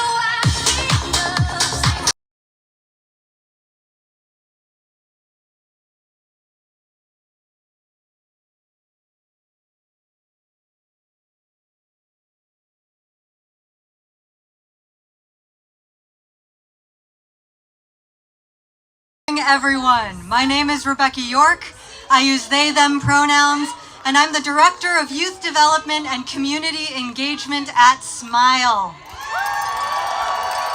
For 40 years, SMILE has been dedicated to supporting and empowering LGBTQ+ youth. We believe in the power of young people to determine their own lives, to use their voices, and to stand loud and proud as leaders for change. But here I am speaking in front of you today, and I am not a youth. I want to be transparent. We had a young trans advocate who wanted to speak, but she worried about being so visible in this political moment. Ultimately, she chose safety over speaking. This is the reality of the moment we're in. As anti-trans rhetoric increasingly becomes anti-trans legislation, queer and trans youth are grappling with fear and uncertainty about how cases like this will impact their futures. These cases claim to protect youth, but target their access to healthcare and question their right to self-determination.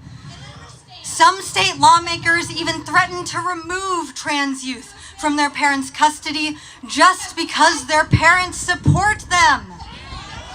How does this keep youth safe? Keeping youth safe means equipping parents and caregivers with the tools to help their children. Because trans and non-binary youth deserve access to life-affirming health care. After all, if trans and queer lives were not overwhelmingly powerful evidence of the possibility of change and hope, people would not be working so hard to erase us. To every trans and non-binary youth, remember this: no decision, no law, no societal judgment can change who you are or the incredible strength you carry within you.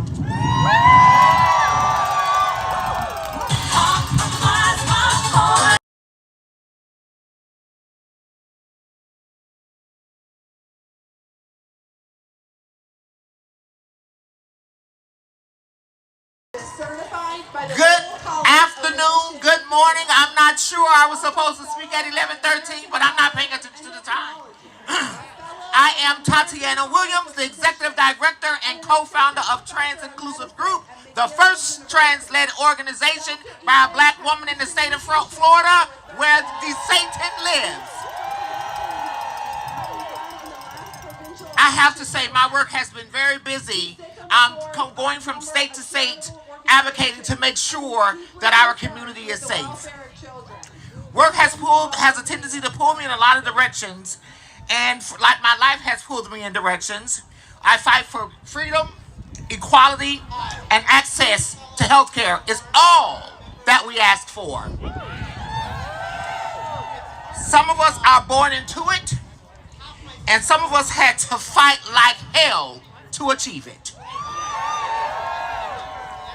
As a 50-plus-year-old black trans woman, standing here before you, I did it my way. I say that to say this. We did not have access to health care. The financial means to have access to a doctor when I transitioned. We had nothing but our girlfriends and the black market.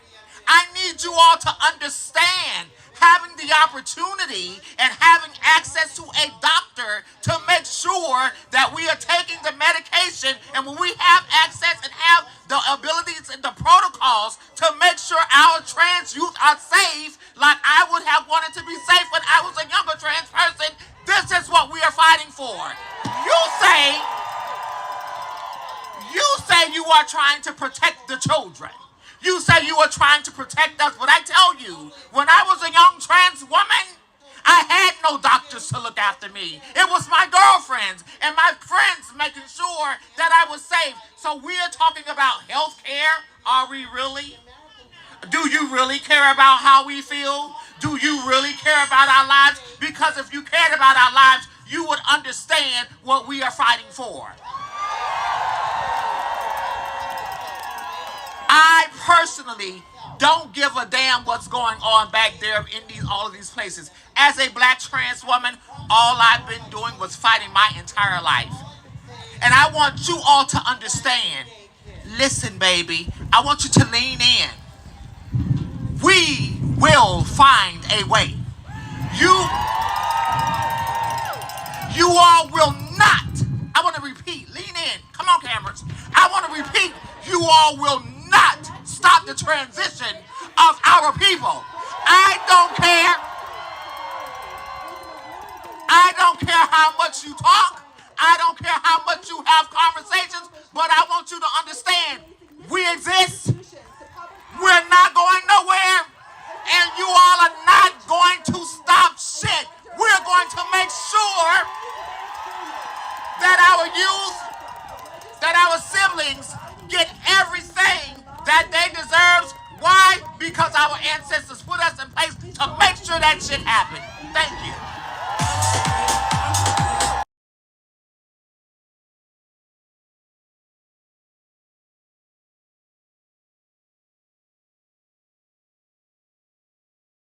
Let's hear for Tatiana. LGBTQIA community and our supporters, how y'all feeling out there? I don't know if you had a chance. I know you were out here listening and we are holding down the fort inside, and I got to tell you that Chase and the rest of our fabulous attorneys from Lambda Legal and ACLU are holding it down inside those halls.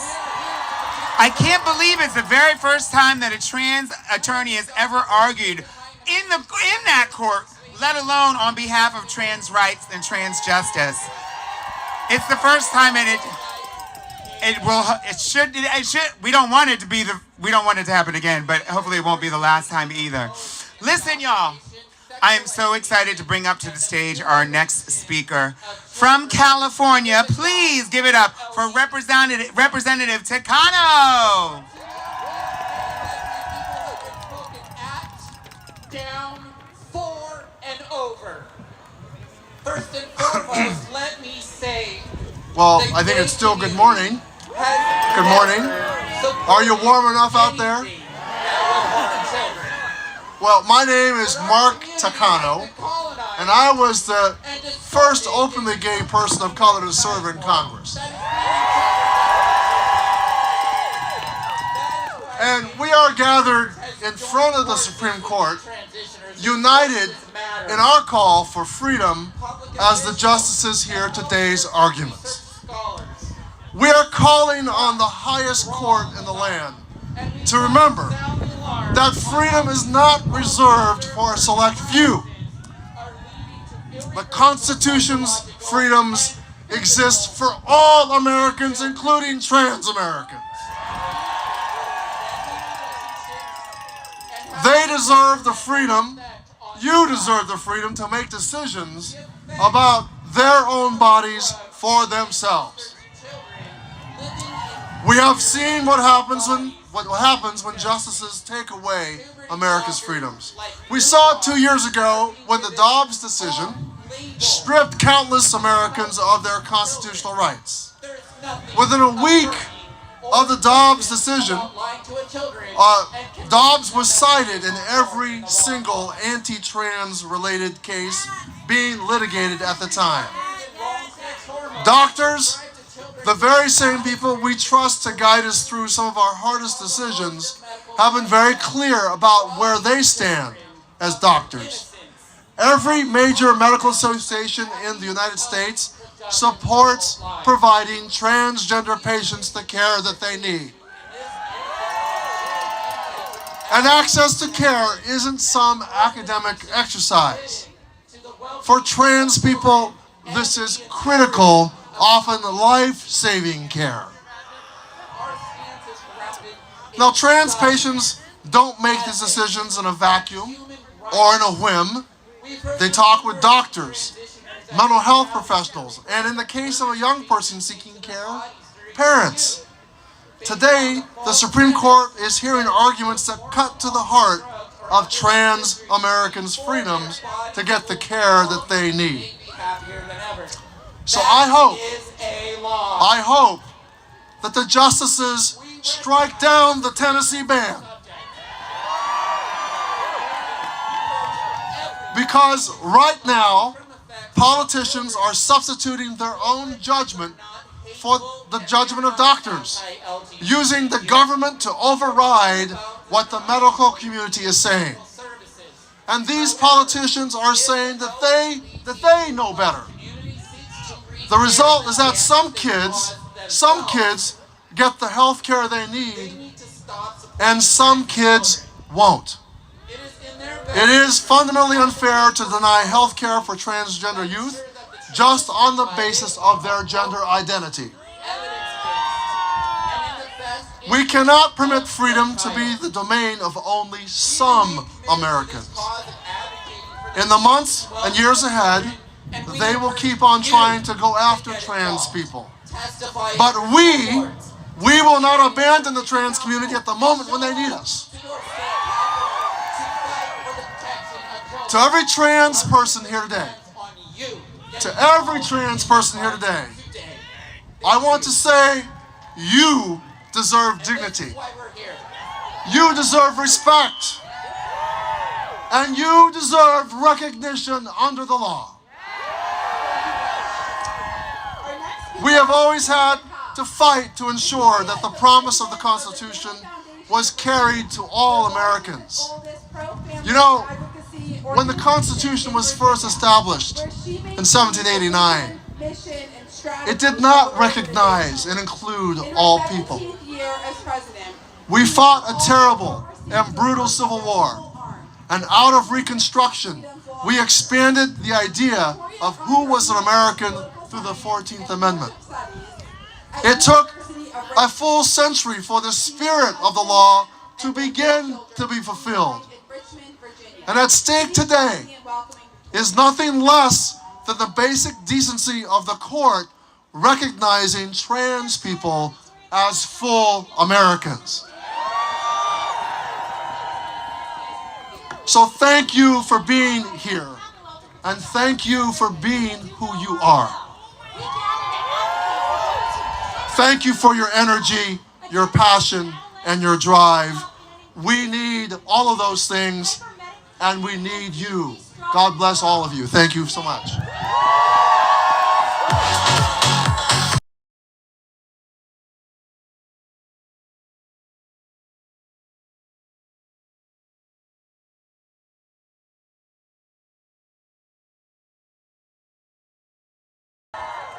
As he was saying, I think it's really important that we, given how the recent election went, it's really, really important that we start to look at our communities and hold our elected officials accountable 100% of the way, so that we know that our needs are being represented.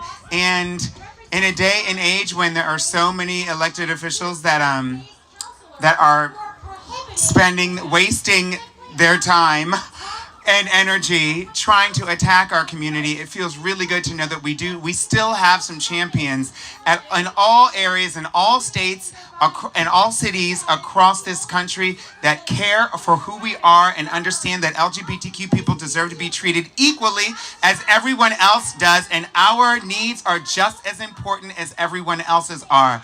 And there's another person who represents that very well from the great state of Massachusetts. Let's make some noise for Senator Markey!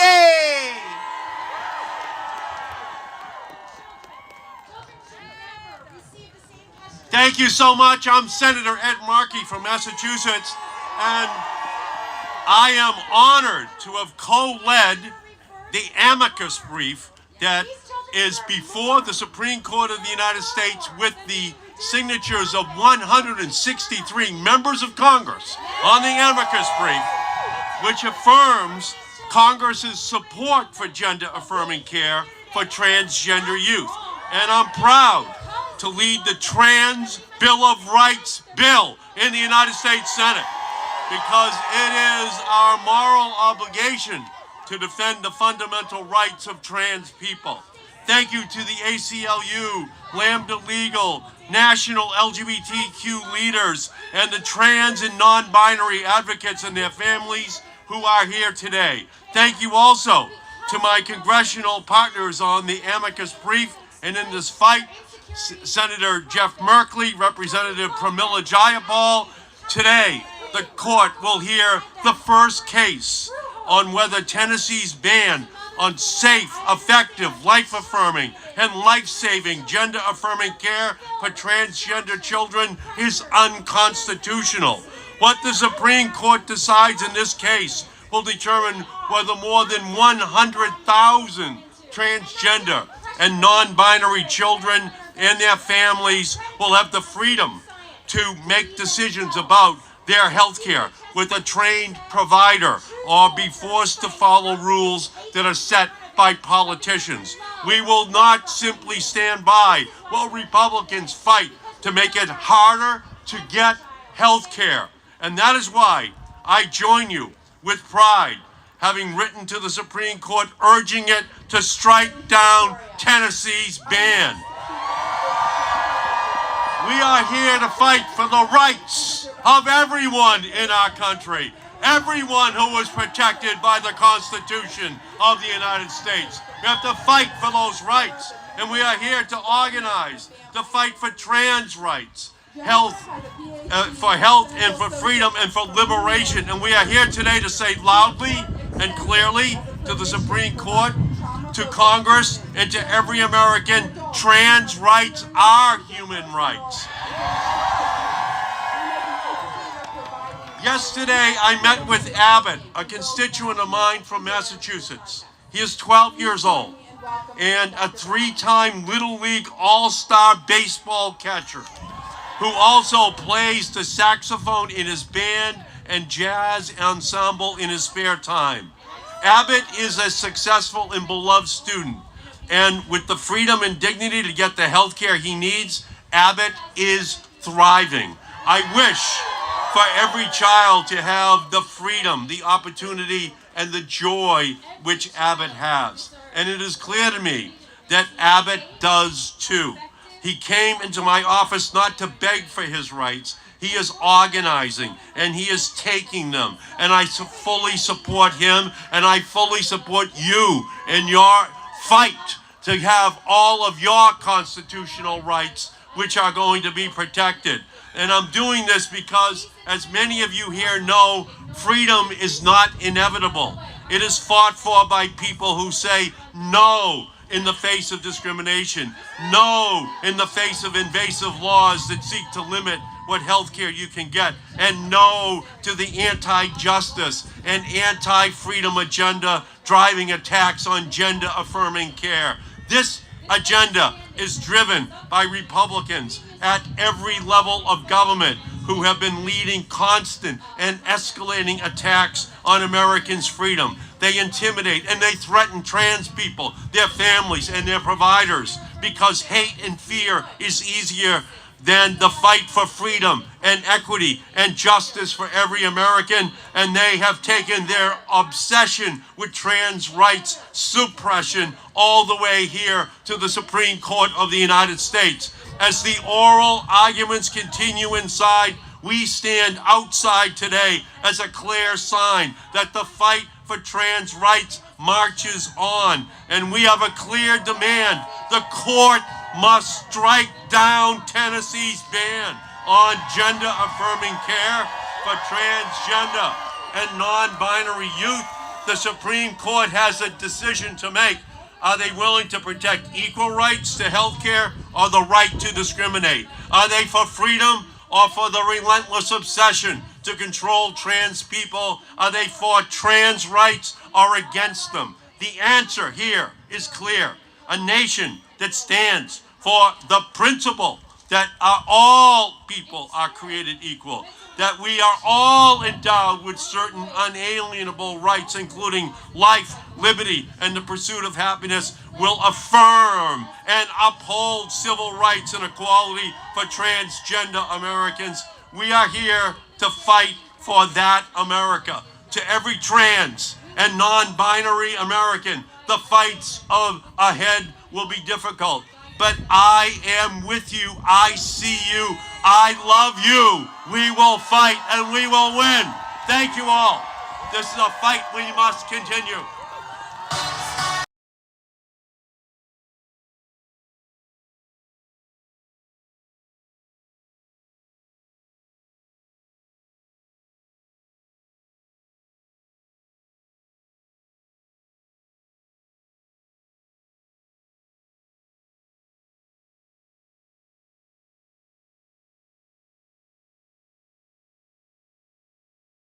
Once a queen, always a queen, darling.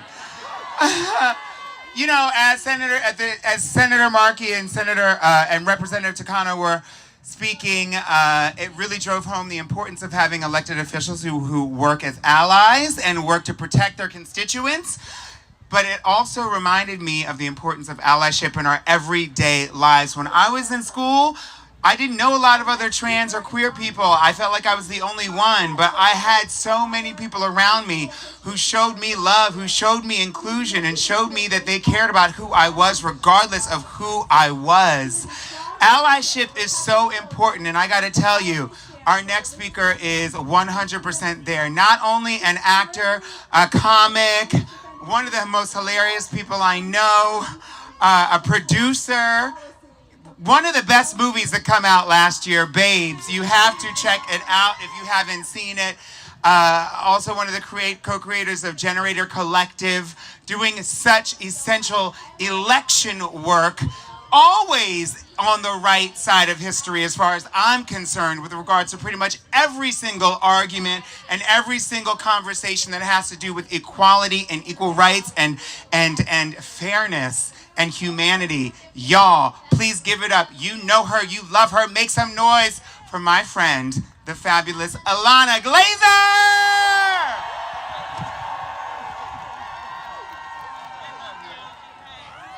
Thank you. Give it up for Peppermint. Woo. Hosting the hell out of this. Damn. My name is Ilana Glazer. My pronouns are they and she, and I am an artist and an activist. And despite the circumstances, I am so happy to see all of you here today. I'm so happy to be with you because I love a story about an unlikely hero, about a guy who's underestimated and when called upon, rises up to exceptional heights, gathering all his courage to exceed the call of duty, not only to fulfill his role, but to change the world. And no matter what happens in that court today, December 4th, 2024, Chase Strangio is an American hero, changing the world for the better. Today, Chase and a team of lawyers from the ACLU and Lambda Legal are defending the people of the United States, arguing for the Supreme Court to strike down Tennessee's ban on medical care for young people who are trans. Tennessee is one of 24 states, 24 out of 50 of our United States, which outlaws doctors from providing care they deem necessary for families with trans kids. This case, making its way from Tennessee up to the Supreme Court, reaches far beyond trans youth. Today, the majority of Americans' God-given freedom over our own bodies is being threatened. We've seen these same tactics played in prohibiting doctors from providing life-saving medical care to people who need abortions. 41 out of our 50 United States have bans on abortion, bans that force women to stay pregnant, force women to give birth, bans that kill women and girls. We Americans, as a nation, are fueled by freedom. There is no freedom found in talking about the private, sacred parts of Americans' bodies on a political stage. There is no freedom in our government invading our medical appointments. Medical care should be between patients and their care providers. There is no freedom in restricting the hardworking community of American doctors from providing health care they've been trained to identify as necessary. Where is the freedom in threatening to imprison doctors for fulfilling their Hippocratic oath? Gender-affirming healthcare and abortion are simply medical treatments, both of which have been politicized to distract Americans from the growing wealth gap. As our government slides into an authoritarian framework, girls' and women's bodies and trans bodies are exploited as a device for distraction. We are used as a topic to plug into national conversation in order to draw our focus away from the real danger, the extremely imbalanced concentration of wealth oppressing humanity and the planet. We all feel increasing income inequality on a daily basis, and we can see and hear manufactured discourse about trans and femme bodies strategically expand at the same pace. Politicians and judges are not doctors. They should not be stopping Americans from getting the medical care doctors prescribe. They should be advancing a standard for basic human rights for all Americans. They should be ensuring the God-given freedoms we've all been promised. Today, I thank the brave lawyers of ACLU, the ACLU of Tennessee and Lambda Legal, and I thank Chase Strangio.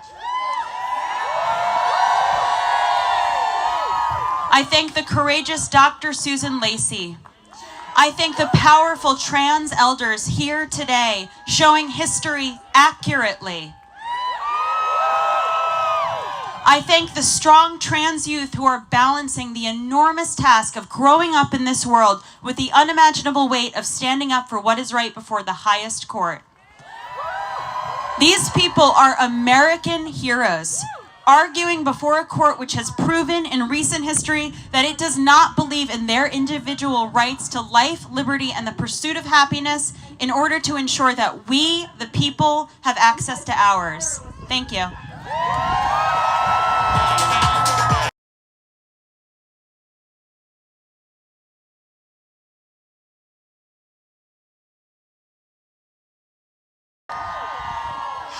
You know what? I mean, in a time when we don't have laws and policies that protect us, one of the things as a queer person that I always was able to look to was entertainment, film and television and media. And not only to see representation for myself, but we know that how we are portrayed in the media teaches other people who aren't a part of our community how to treat us and interact with us. And that's where they get an understanding. And so having a fair representation of who we are in the media is really important. And in a day and age when people are able to, like Alana, were able to use their platforms in a way that speaks to all of us and uplifts the LGBTQ plus community. There's another fabulous woman who I've seen so many times, we've all seen so many times on our screens, large and small, and I can't believe I've met her so many times at events like this because she is always there.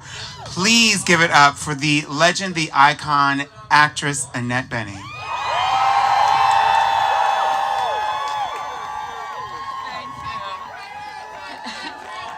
Hello, everyone. Such an incredible crowd. Freedom to be ourselves. Protect trans kids. All rights for all. Different is not wicked. Parents and providers and politicians, we're all here together. It's such an honor to be part of this joyous celebration and this principled fight for rights. Trans rights is the civil rights issue of our era. And I see another sign, trans Jews belong here. Amen. The Constitution protects trans kids. Amen to that. Trans youth, we are listening.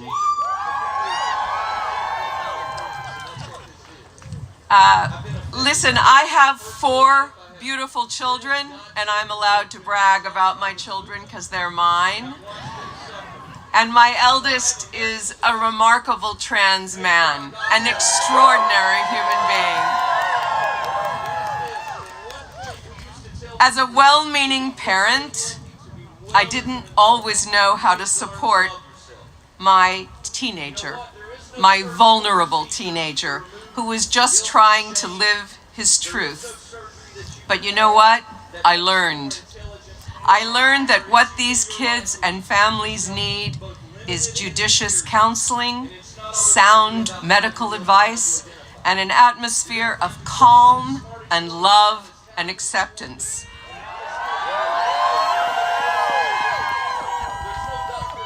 Our trans kid and all trans folks need to be seen and heard.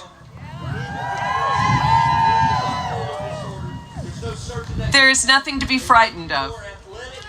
For people out there who may be hearing this, who haven't met someone who's trans, you have. Trans folks are everywhere. They're your doctors in your emergency rooms, they're your firefighters, they're your teachers, your librarians, the store clerks, the clerks in the bookstores. Everywhere in this world, trans folks exist, and it is our responsibility to support and love them. There's nothing to be frightened of. Everyone just wants to live in freedom, safety, and dignity.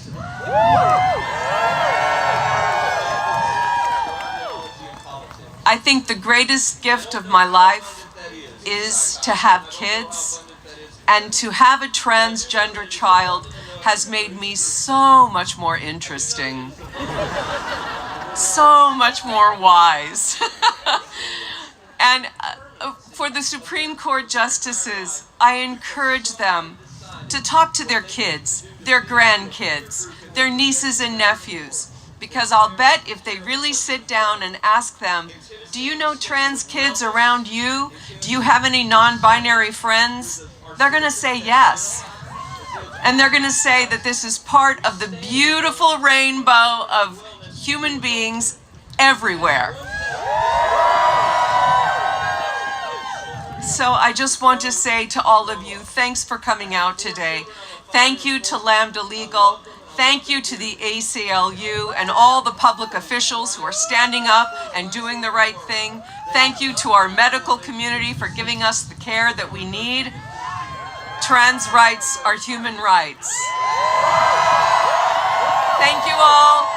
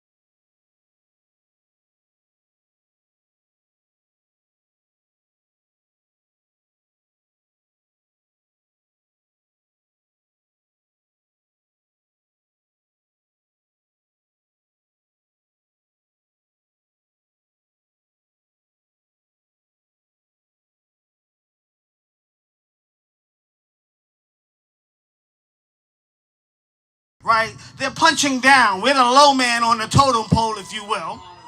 We've been out-organized, we've been out-funded, and strategically, they've outed us again. You see what I did there?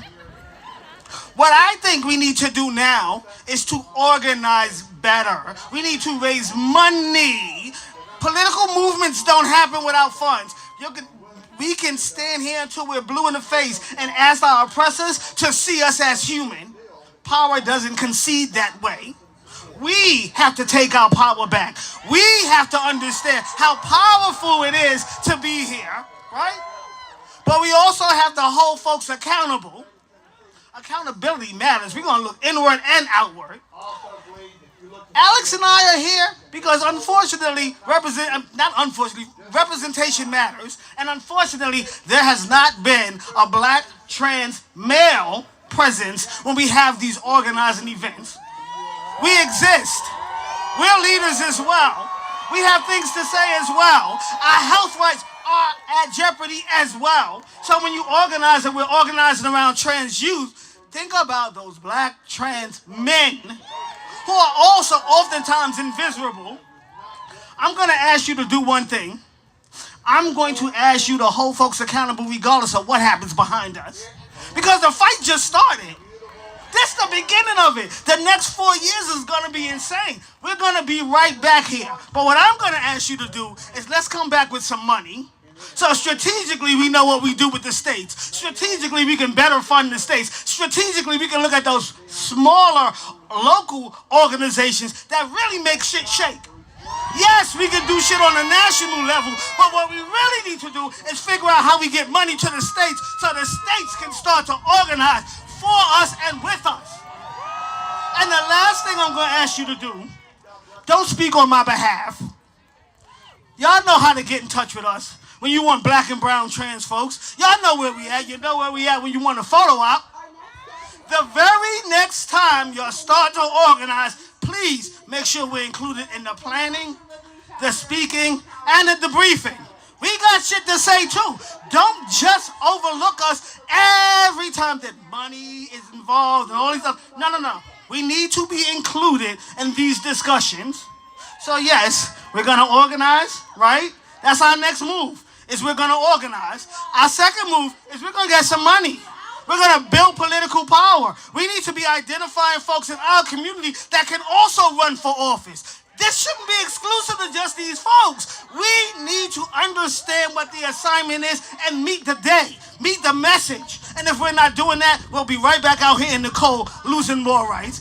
I am praying that together we can work to figure out what our next steps are and take our trans young people to the next level. Thank you so much. I appreciate you.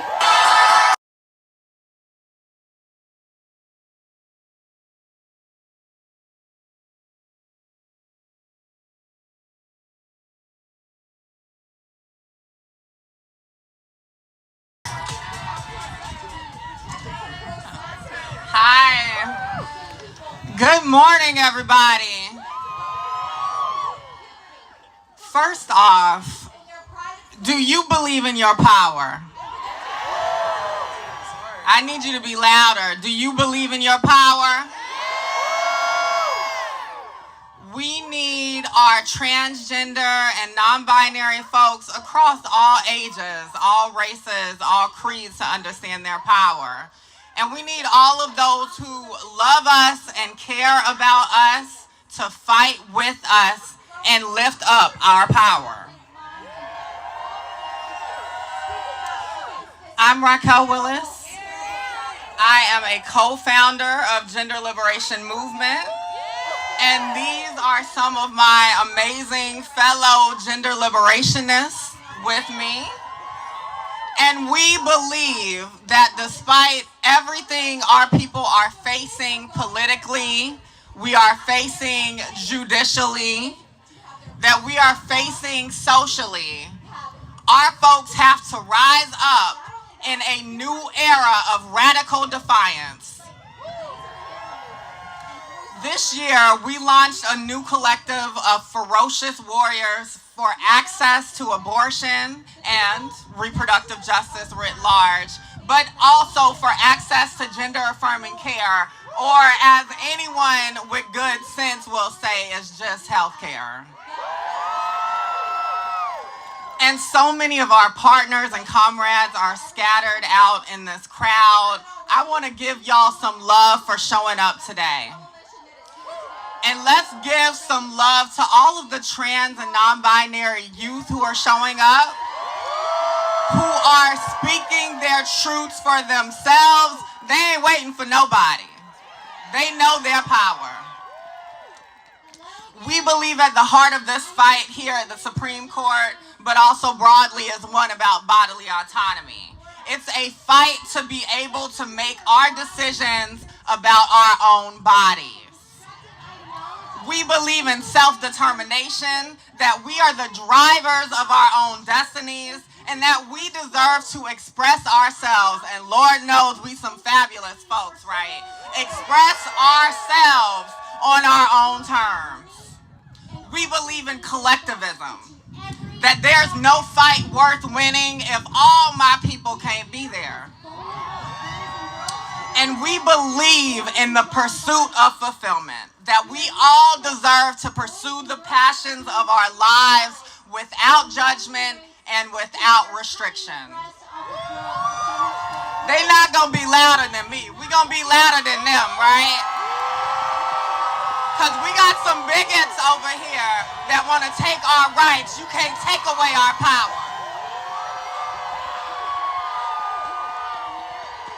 So I know in this moment there's a lot of fear fear and mourning and anger.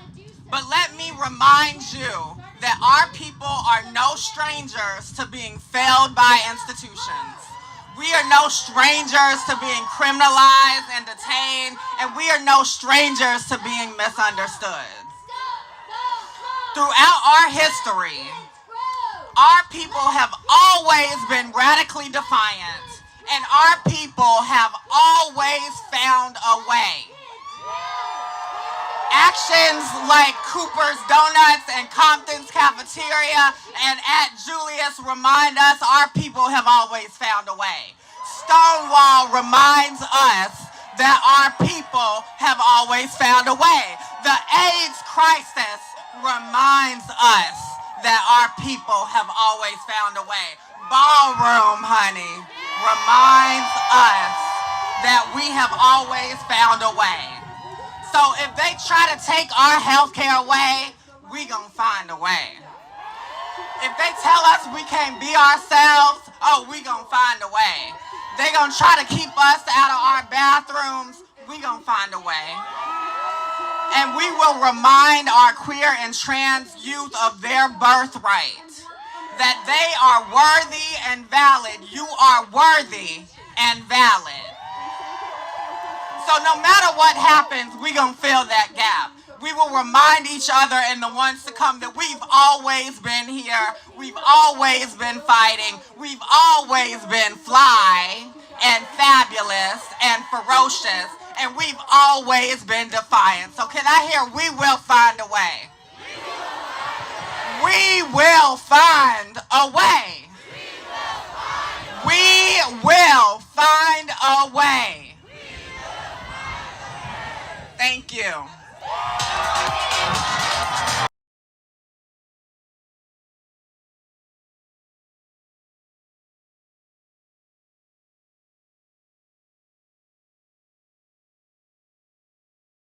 Hey. I'm Jay Brown. I'm the Chief of Staff of the Human Rights Campaign, our nation's largest LGBTQ civil rights organization. And I'm a proud trans man, a dad of 2 incredible kids, and I just celebrated my 21st wedding anniversary. I'm standing here before the Supreme Court because this is a deeply personal fight. Today marks not just another court case, but another defining moment in our nation's journey toward justice. The Scrimeti case asks whether transgender Americans will be treated as truly equal under the Constitution, whether we deserve the same basic human rights, the same equal protection, the same human dignity that our Constitution promises everybody else. This case will determine whether states can single out trans people for discrimination, denying us the basic freedoms guaranteed to every American. But here's what gives me hope. When future generations look back on this moment, they will see a community that refuses to be silenced. They will see families who choose love over fear, courage over comfort. They will see a movement that declared with one united voice that every child deserves to shine in the fullness of who they are. The science is clear and irrefutable. Trans youth who receive appropriate medical care flourish. They light up classrooms and thrive. They strengthen their families with their truth. They enrich communities with their character. And every major medical association supports the care needed for these kids, and so do we. But this case is about something even greater than medical care. It's about the promise of America. A promise that says every child deserves to be seen in their full selves. A promise that says every person has a right to live our truth openly. A promise that says every family belongs in the community they call home. This Supreme Court now faces a choice between progress and retreat, between inclusion and exclusion, between love and fear. But we are here this morning because we have already made our choice. We choose love. We choose truth. We choose justice. And when justice prevails, not if, but when, it will be because we stood together, we fought together, we dreamed together of an America big enough for all of us. An America where every child can access the health care they need and know they belong. Where every child can, every family can thrive, where every person can write their own story. This is America within our reach. This is the America the Human Rights Campaign is willing to fight for, and this is the America that we will build together no matter how long it takes. Thank you all.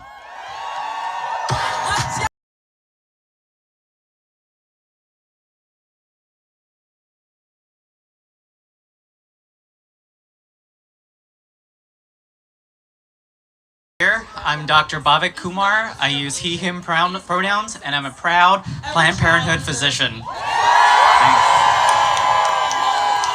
I'm here today because as a provider of both abortion and gender-affirming hormone therapy, I know firsthand that our rights are intersectional and intertwined. Far too many people struggle to access the essential sexual and reproductive health care they need, and many of them are my patients. That's especially true for LGBTQ+ people who have historically experienced stigma, discrimination, and barriers to getting healthcare, something I know firsthand. I also know that there's no place for lawmakers in the decision-making process with patients' personal medical decisions. I've split my time working in two different realities, two states that have different political landscapes and avenues for accessing healthcare. I've watched in real time as lawmakers dictate what healthcare I can provide, certainly not based on the highest quality medical standards or guidelines. Sometimes I have to look my patients in the eye, listen to them beg for help, and tell them that despite my training and medical expertise, I'm not legally allowed to provide them with the care that they need. And as y'all know all too well, these are real people with real lives, and unfortunately people who really suffer when they can't access the care that they need and deserve. One thing should be abundantly clear.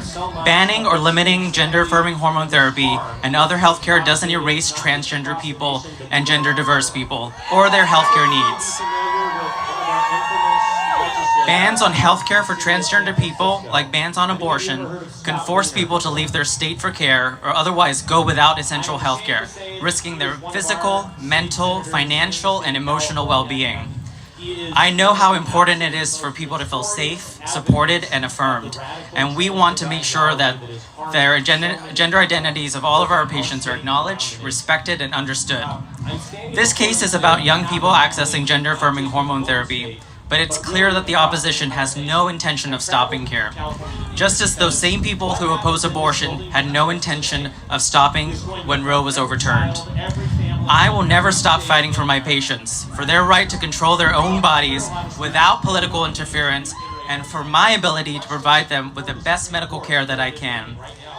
Everyone deserves dignity and respect, and that is what I and all staff at Planned Parenthood Health Centers will continue to provide. Thanks for being here, and thanks for being in the fight.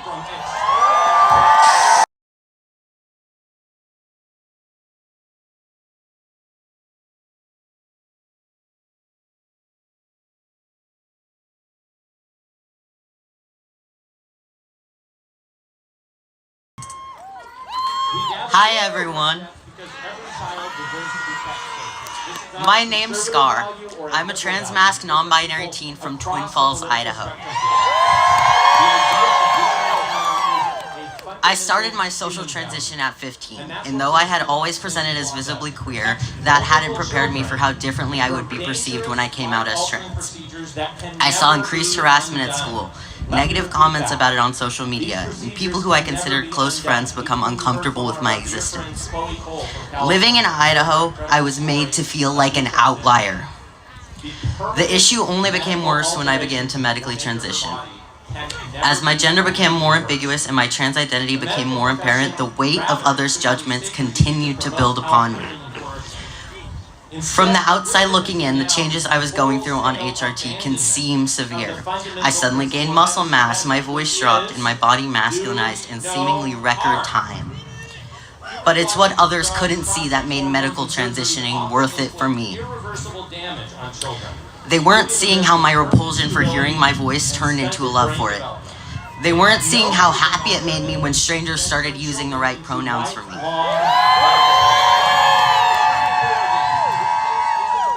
They weren't seeing how much easier it got for me to get out of bed every day knowing that my body and mind were beginning to align with each other. And most importantly, they weren't seeing that I was still me. I was just a much happier, healthier version of me. The government has no business involving itself in the joint decisions of families and the healthcare professionals that serve them. We must honor the constitutional guarantee of equal protection because no one deserves to be prevented from accessing life-saving healthcare. Because everyone deserves a shot at gaining the same happiness I found through transitioning. Because I am not an outlier.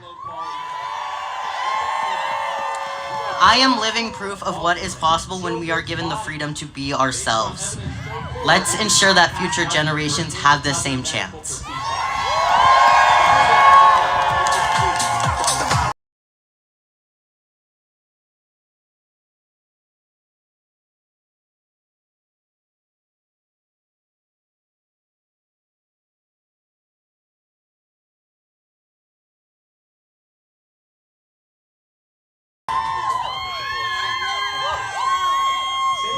Hold on, I'm sorry. Let me whip out my phone. Thank you so much for being here. Thank you for standing on behalf of kids. Thank you for standing on behalf of families. And we hope and pray that justices make the right decision. I firstly want to say I am so honored. I'm so grateful to see all of you. There's a lot of familiar faces out here. There's a lot of family here. I'm really grateful to be here with all of you. So, hello, my name is Daniel Trujillo. My pronouns are he, him, and I'm a trans Chicano from Arizona and I'm 17.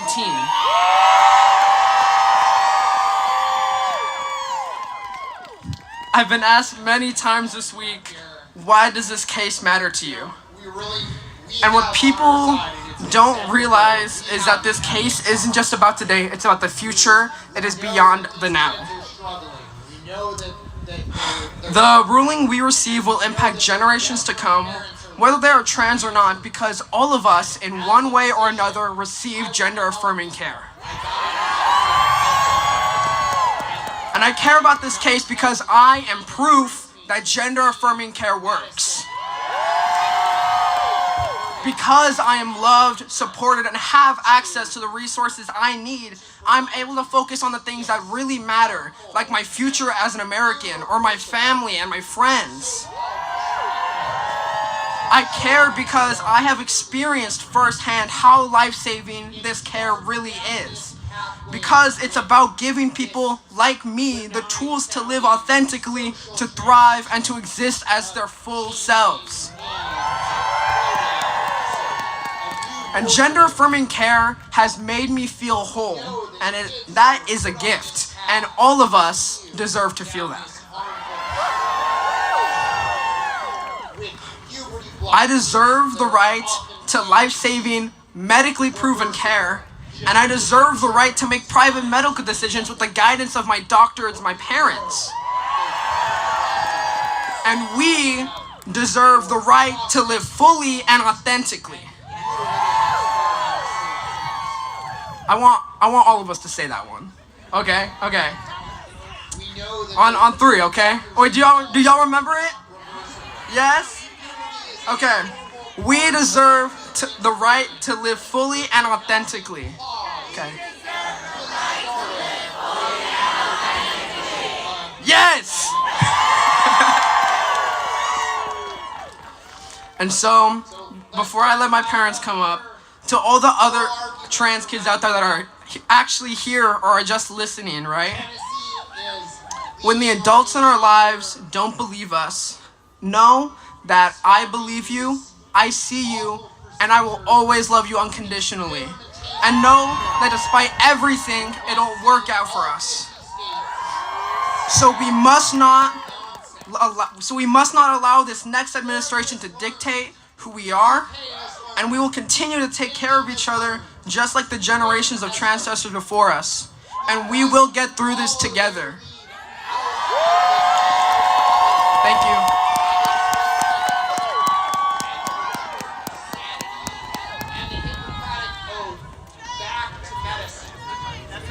First, do no harm. Do no harm. Do no harm. My name is Jose Trujillo, and I'm the proud father of Daniel, who's standing next to me. Ever since I can remember, Daniel shown me who he is, and believe me when I tell you, I know my own son. And along this journey, we've had amazing doctors who have been providing evidence-based healthcare that every major medical association supports. Politicians should not be interfering with our doctors, our families, our bodies, and our lives. The ban on hormone therapy for transgender youth is wrong, intrusive, and threatens the lives of our children. Estoy aquí para pelear por la vida de mi hijo, porque la atención para la afirmación de género salva vidas. I'm here to fight for my child's life because gender-affirming care saves lives. And despite all the negative efforts that the state is trying to do against our families, I am hopeful that we will see liberation. Protect trans kids. Thank you. And I want to remind you all, we are not afraid.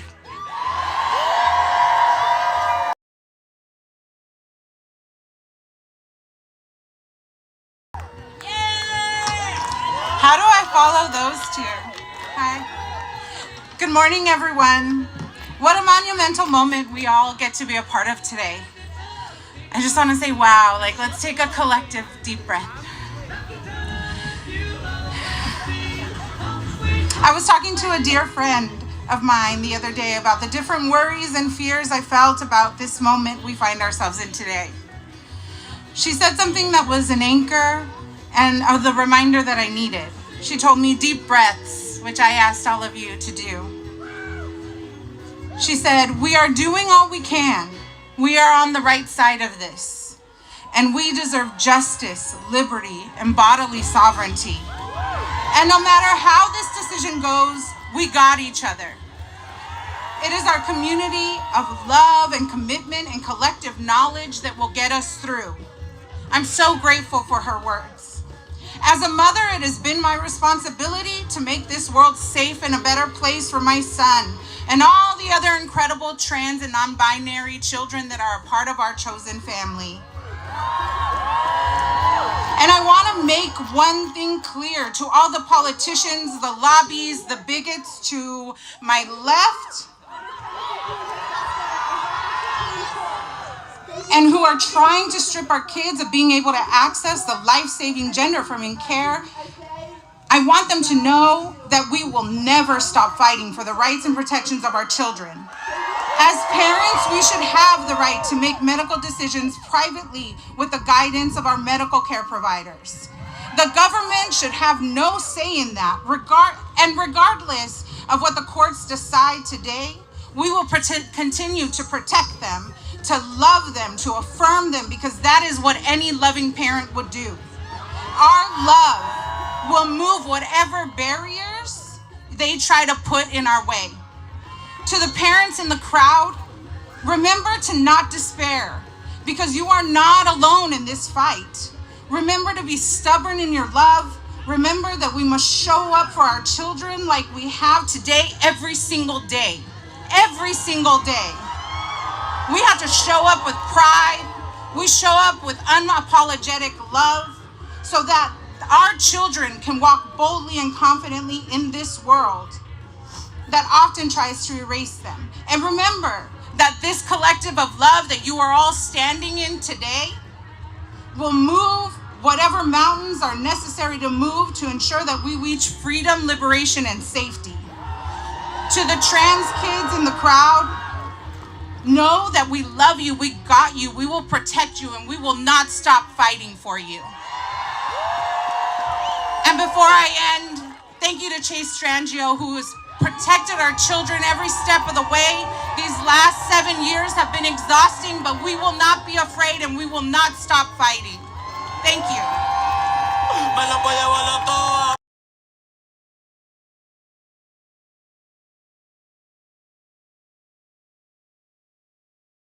Hey, warm it up. Keep that music on.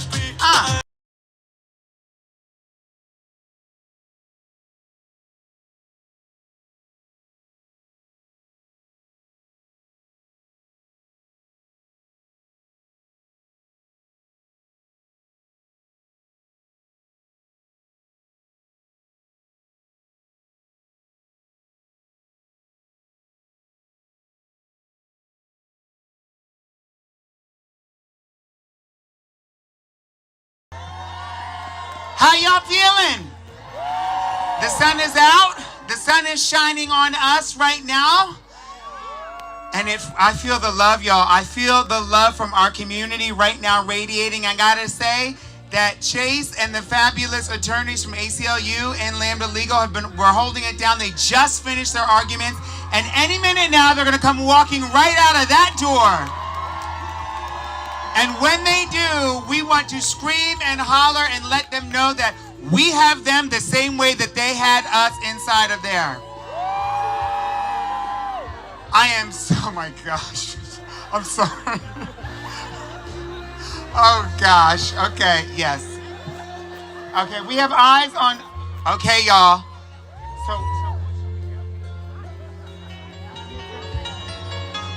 Okay, we're gonna give some round of applause for the fabulous attorneys that just came outside right now. They're about to walk over.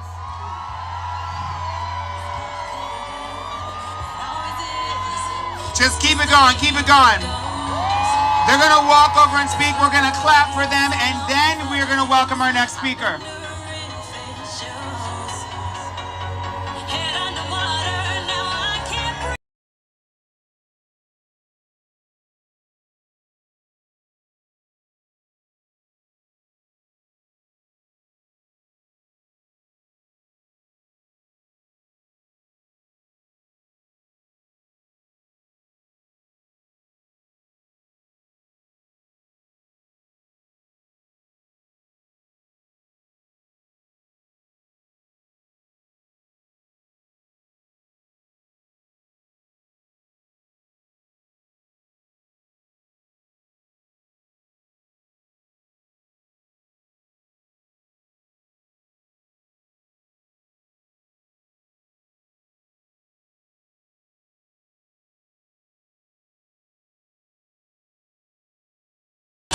Let's just clap our hands and feel this, y'all.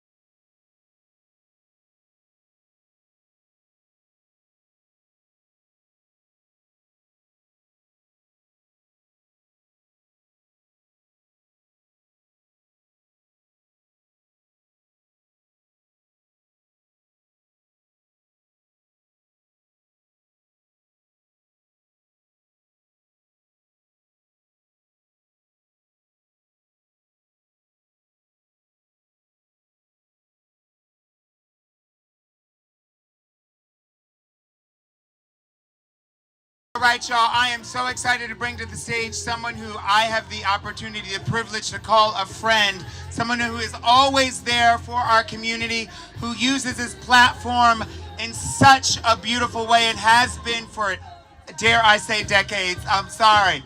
Y'all, please give it up for the wonderful, the fabulous, the actor himself, Elliot Page.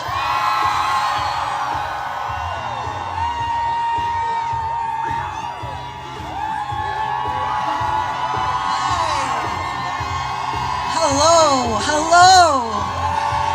Hi, wow, hi, I'm Elliot Page. My pronouns are he, him, and I am a very proud trans man.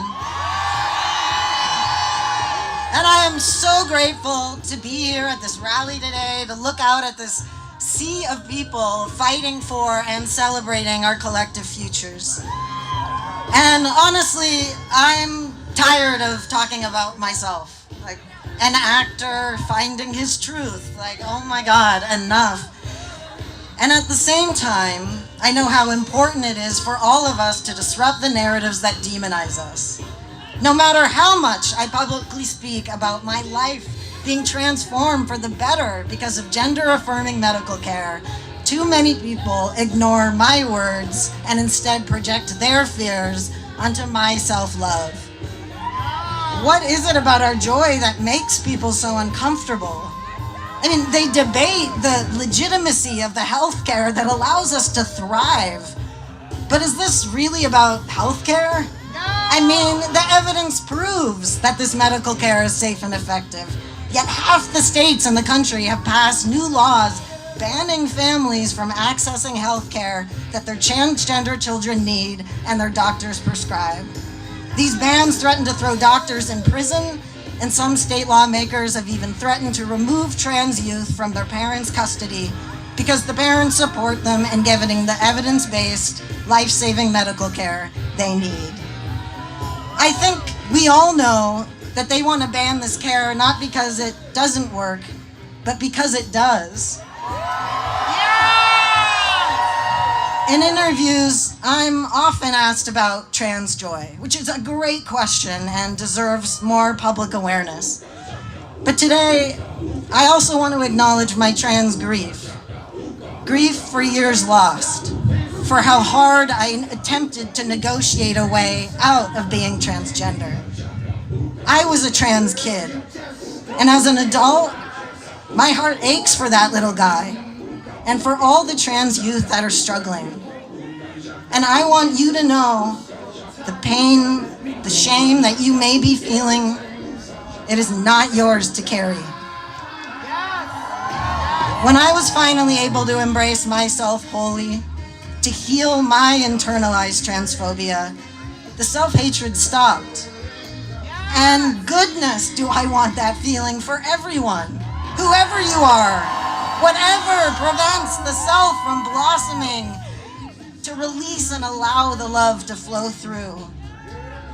Look, we're all encouraged, regardless of our identity, to abide by rigid expectations or be saddled with the consequences of shame.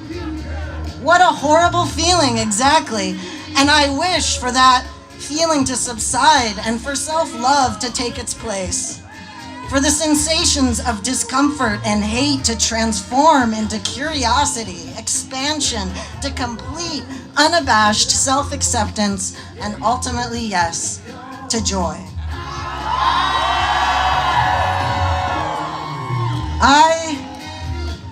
I love being trans, and I love being alive, and I want everyone to have access to the care that has changed my life.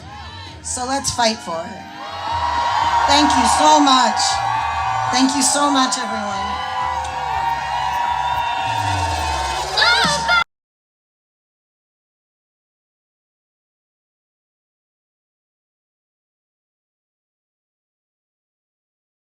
Page!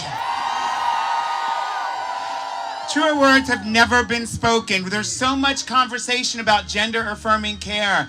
And gender-affirming care, as we know, yes, it can include hormones and surgeries and all of these things. By the way, the largest consumers of which are cisgender people, not even transgender people.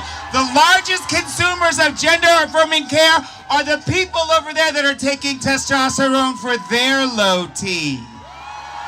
The largest consumer of gender-affirming care is not transgender people. We are just asking for the access, the same exact access and the same rights to that access that everyone else already enjoys. We know this. We know this.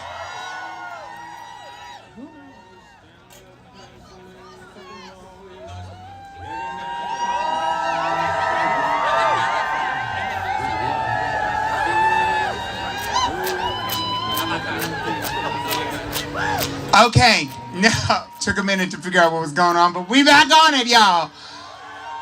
And now from the NAACP, please welcome to the stage, Avatara.